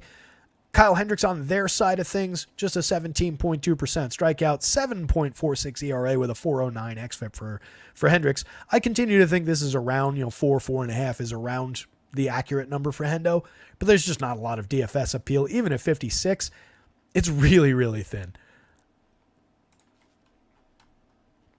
He went 5 2/3 in the most recent start on the 19th. Just 4 1/3 the start before that. Pitched clean in that game, but only struck out 1, gave up 2 hits, no runs. Inning and a third in... Oh, those were relief appearances. So he was pitching in bulk relief for a while. Gave up a bunch of runs as a starter earlier in the year. 3 games. He started, what is that, 7 games, 8 games out of the gate. And 3 different times he gave up 7 earned runs, and then 2 other times he gave up 5 earned runs. I think we're pretty much at the end of the line with Hendo for any kind of expectation of success. Even if the Giants don't completely pound him, it just doesn't look like an appealing DFS spot. Even that $5,600 dart on DraftKings, you're really, really limited in your times that that's going to succeed. Cubs bats, if this is the version of the Cubs lineup that we get, you can see a few 9s in the home run model there with some of the appealing guys that are going to be in it one way or the other. Seiya Suzuki, Cody Bellinger, Chris Morel. All 3 of those guys will be in the lineup most likely against anybody. 15 home runs on the season for Chris Morel, but a mediocre slash line. 9 home runs for Cody Bellinger with a good slash line. Seiya Suzuki landing in the middle of those. Pretty decent slash line. 8 home runs, 7 stolen bases, and a lot of premium contact. 11.2% barrels and 51% hard hits. For Seiya Suzuki. He's a tremendous hitter. I like Suzuki a lot. Nico, table setter, 4,200, 11 stolen bases, 326 on base. Take him or leave him from the top of the lineup. Ian Happ, still cheap, 4,100, 3,400. DraftKings has it wrong. FanDuel has it right. 9 home runs on the season, 7 stolen bases, 232, 336, 405. Diminished triple slash, maybe a little bit behind the curve for power output compared to where he's been in seasons past. But 12.5% barrels, 43.8% hard hits tells me he's going to get back to where he needs to be. So the 34 on FanDuel is correct. He's very cheap on DraftKings. Dansby is also very cheap on DraftKings. $3,900 shortstop there. 27 on FanDuel is also cheap. 8 home runs, 5 steals. Everything in the slash line has been bad, but the contact has been right where it's supposed to be. 44.3% hard hits, 9.6% barrels. It's down slightly in terms of barrels, but we're getting more hard hits out of it, so split the difference. Dansby's got a lot of appeal. If Patty Wisdom is in the lineup, he's got a ton of appeal. 3 home runs on the season in 93 plate appearances. Absolutely mashes lefties if he gets in against the lefty. Tons of barrels, tons of hard hits. Not sure if he's going to play. David Bote, Tomas Nido at the bottom of the lineup, mix and match parts at best. Giants lineup, Brett Wisely at the top, 3,800, 2,700, mix and match piece, decent on base, okay table setter. Not much more appeal than that. A little bit of hard hit and barrels in there, I guess, but small sample. He's cheap. Phil shortstop on DraftKings, 3 positions on FanDuel. Elliot Ramos, 4,900 on DK, remains cheap over there. 37 is accurate-ish on FanDuel. 10 home runs in just 179 plate appearances, 289, 363, 522. He's been fantastic for this team. Patty Bailey, 4,200. Appealing catcher option against Kyle Hendricks. That's not bad. Just as an individual, maybe it's a one-off. Bailey, over 197 plate appearances, has 6 home runs, a 132 WRC plus, while slashing 292, 362, 444 against one of the pitchers in baseball who gives up frequency of contact like crazy. That's not unappealing. Jorge Soler, 45-31, 9 home runs on the season, just a 167 ISO, but up to a 106 WRC plus, maybe getting his act together a little bit, needs to start mashing again. Matt Chapman still making very good contact, 8 home runs, 6 stolen bases. Everything else is kind of mediocre, dead on league average for run creation. A playable part for his power upside, but not a priority. Michael Conforto for 41-29 has 8 home runs. Tyler Estrada for 37-28 has 9 home runs. Either one of those guys in a mix and match sense. Estrada is probably the better of the 2 players at this point. Neither one has been overly effective with the bat. Neither one has been getting on base enough. But I'll probably just take the infielder at second base for 27-28 between the 2 if I need a tiebreak. And I think, like I said, Estrada probably the better overall hitter at this point. Wilmer Flores, cheap because he's having a bad season, does have some upside given the frequency of contact between the pitcher's very low strikeout rate and his low strikeout rate. Give me Wilmer a few times with dice roll ability against a lot of batted ball events. You can find the upside. 3,500 at first base, not ideal though. First and third on FanDuel. Neither site has him in an ideal position. I'd rather just have him as like a second baseman like he used to be. But you can play him. Luis Matos, a mix and match part, probably a little better for cheaper on FanDuel. Neither side for pitching. Cubs bats above the Giants bats, but neither team all that appealing in terms of the runs. And the Giants actually drawing more runs on the Vegas board. Call it a tie. Let's do this one last time, guys. Gonna close this. This is a new file with unsaved changes that we were able to recover from the original file. I don't care.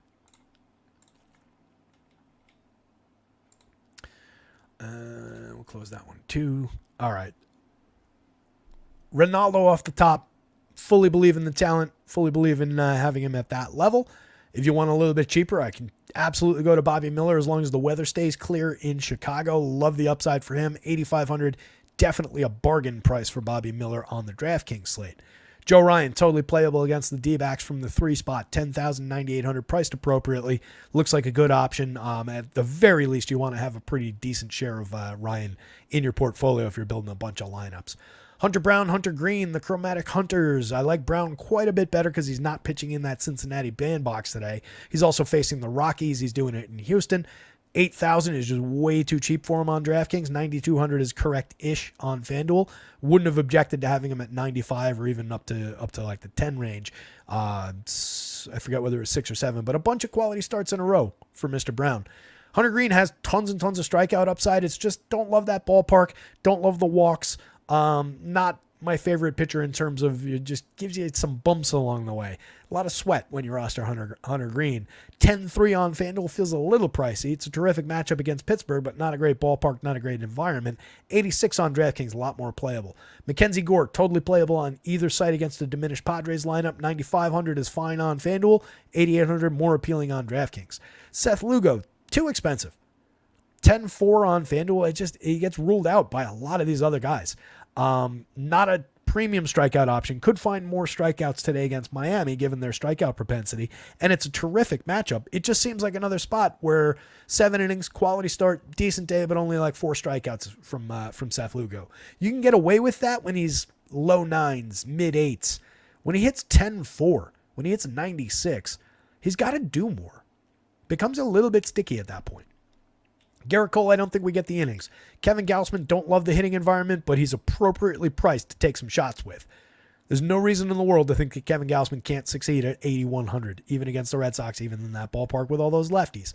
89 on FanDuel, it's less dramatic than it is on DraftKings. He's like borderline playable. Brandon Pfaadt is playable on either site, but again, if he's getting all that popularity, all the more reason to take some Twins when they're showing some quality against. I like that spot. I want that extra half run to support that idea in Vegas, get him up to a 4.25 implied total, but looks like an interesting one to me. You can play Pfaadt for sure. Has the talent to beat that Twins team and pay off those DFS prices. He's not expensive. Tyler Anderson, too expensive on FanDuel, playable on DraftKings-ish. Mitch Spence, more appealing on both sites than Tyler Anderson on the other side of that game, going up against a similarly bad opponent. 98, 9,000, just too expensive for Mitch Keller in that ballpark against that Reds team with a pretty decent run total. Kyle Gibson for 85.73 could certainly succeed against Atlanta, but it's just more of a why do you want to target the Braves, even with the Braves diminished this year and not performing like themselves. Why do you want to go to that? It's a big dice roll even against the Braves. 85 on FanDuel is kind of a no. 73 on DraftKings, I do think you can get away with a few shares from the bargain bin. He's just a bargain bin option over there. Same with Andrew Heaney against the Brewers. 68 on DraftKings. You can absolutely bargain bin that a few times as an SP2. He's got the talent. He's got the strikeout stuff to get through that team on the right day. He could even put up a big total against that team on the right day.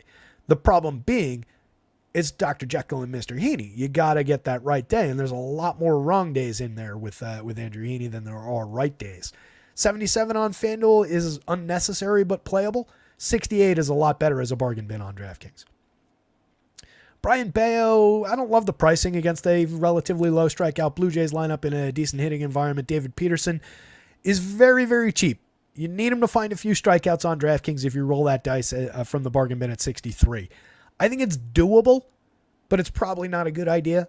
And there's a lot better spots. Just get to Mitch Spence for 300 more. But Peterson has the talent, has the ability over time to put up a successful DFS start at 63. 75 on FanDuel, I don't love. Mazer, really problematic. Even at 61 on FanDuel, probably just better to draw Nationals bats against. 82 on DK, I don't see at all. Bryce Wilson, pretty big no for me against Texas. Don't know if Wisenhunt is pitching. Don't roster that San Francisco pitching situation in any way. Chirinos, no. Gomber, no. Flexen, no. And then Hendricks is probably a no at the bottom for 56. That is it up and down. It is now 6:07, and I've got some updating to do because we lost some of those confirmed lineups when the computer crashed. Let me show you the home run board one last time, and then we're going to get out of here. Judgy top of the board, Ohtani, kind of obvious today. Corey Seager, Jordan Alvarez, I made him the home run pick of the day. I mentioned I do like the way that the Astros and the Twins stack together. You got a handful of Twins. Royce Lewis right there. You've got Trevor Larnach right there. You've got a couple more guys. Actually, the Brewers are showing a decent amount of power too, by the way. Ryan Jeffers is right there from the Twins. And then a few Astros. There's Altuve. There's Bregman. Alvarez up top. The Brewers are definitely standing out, though, as I'm looking through this. You've got Hoskins, Gary, Contreras, Adames, Yelich, all 9+. It's pretty appealing. Gonna have to consider the Brewers. Brent Rooker hanging in there. Only, for a 12-game slate, only 21 guys above the magic number, and some of those guys may or may not be playing. But pretty appealing board. A lot of directions to go. A lot of pitching to mess with today. Seems like a day that by and large, favors pitching. Even with some of these teams in the mid-4s and 3 of them above 5, you got a lot of 3s on the board today. Going to be a really interesting slate, gang. With that in mind, somebody out there go win something. Good luck tonight. Somebody out there go, I screwed that up. Good luck tonight. Somebody out there go win something.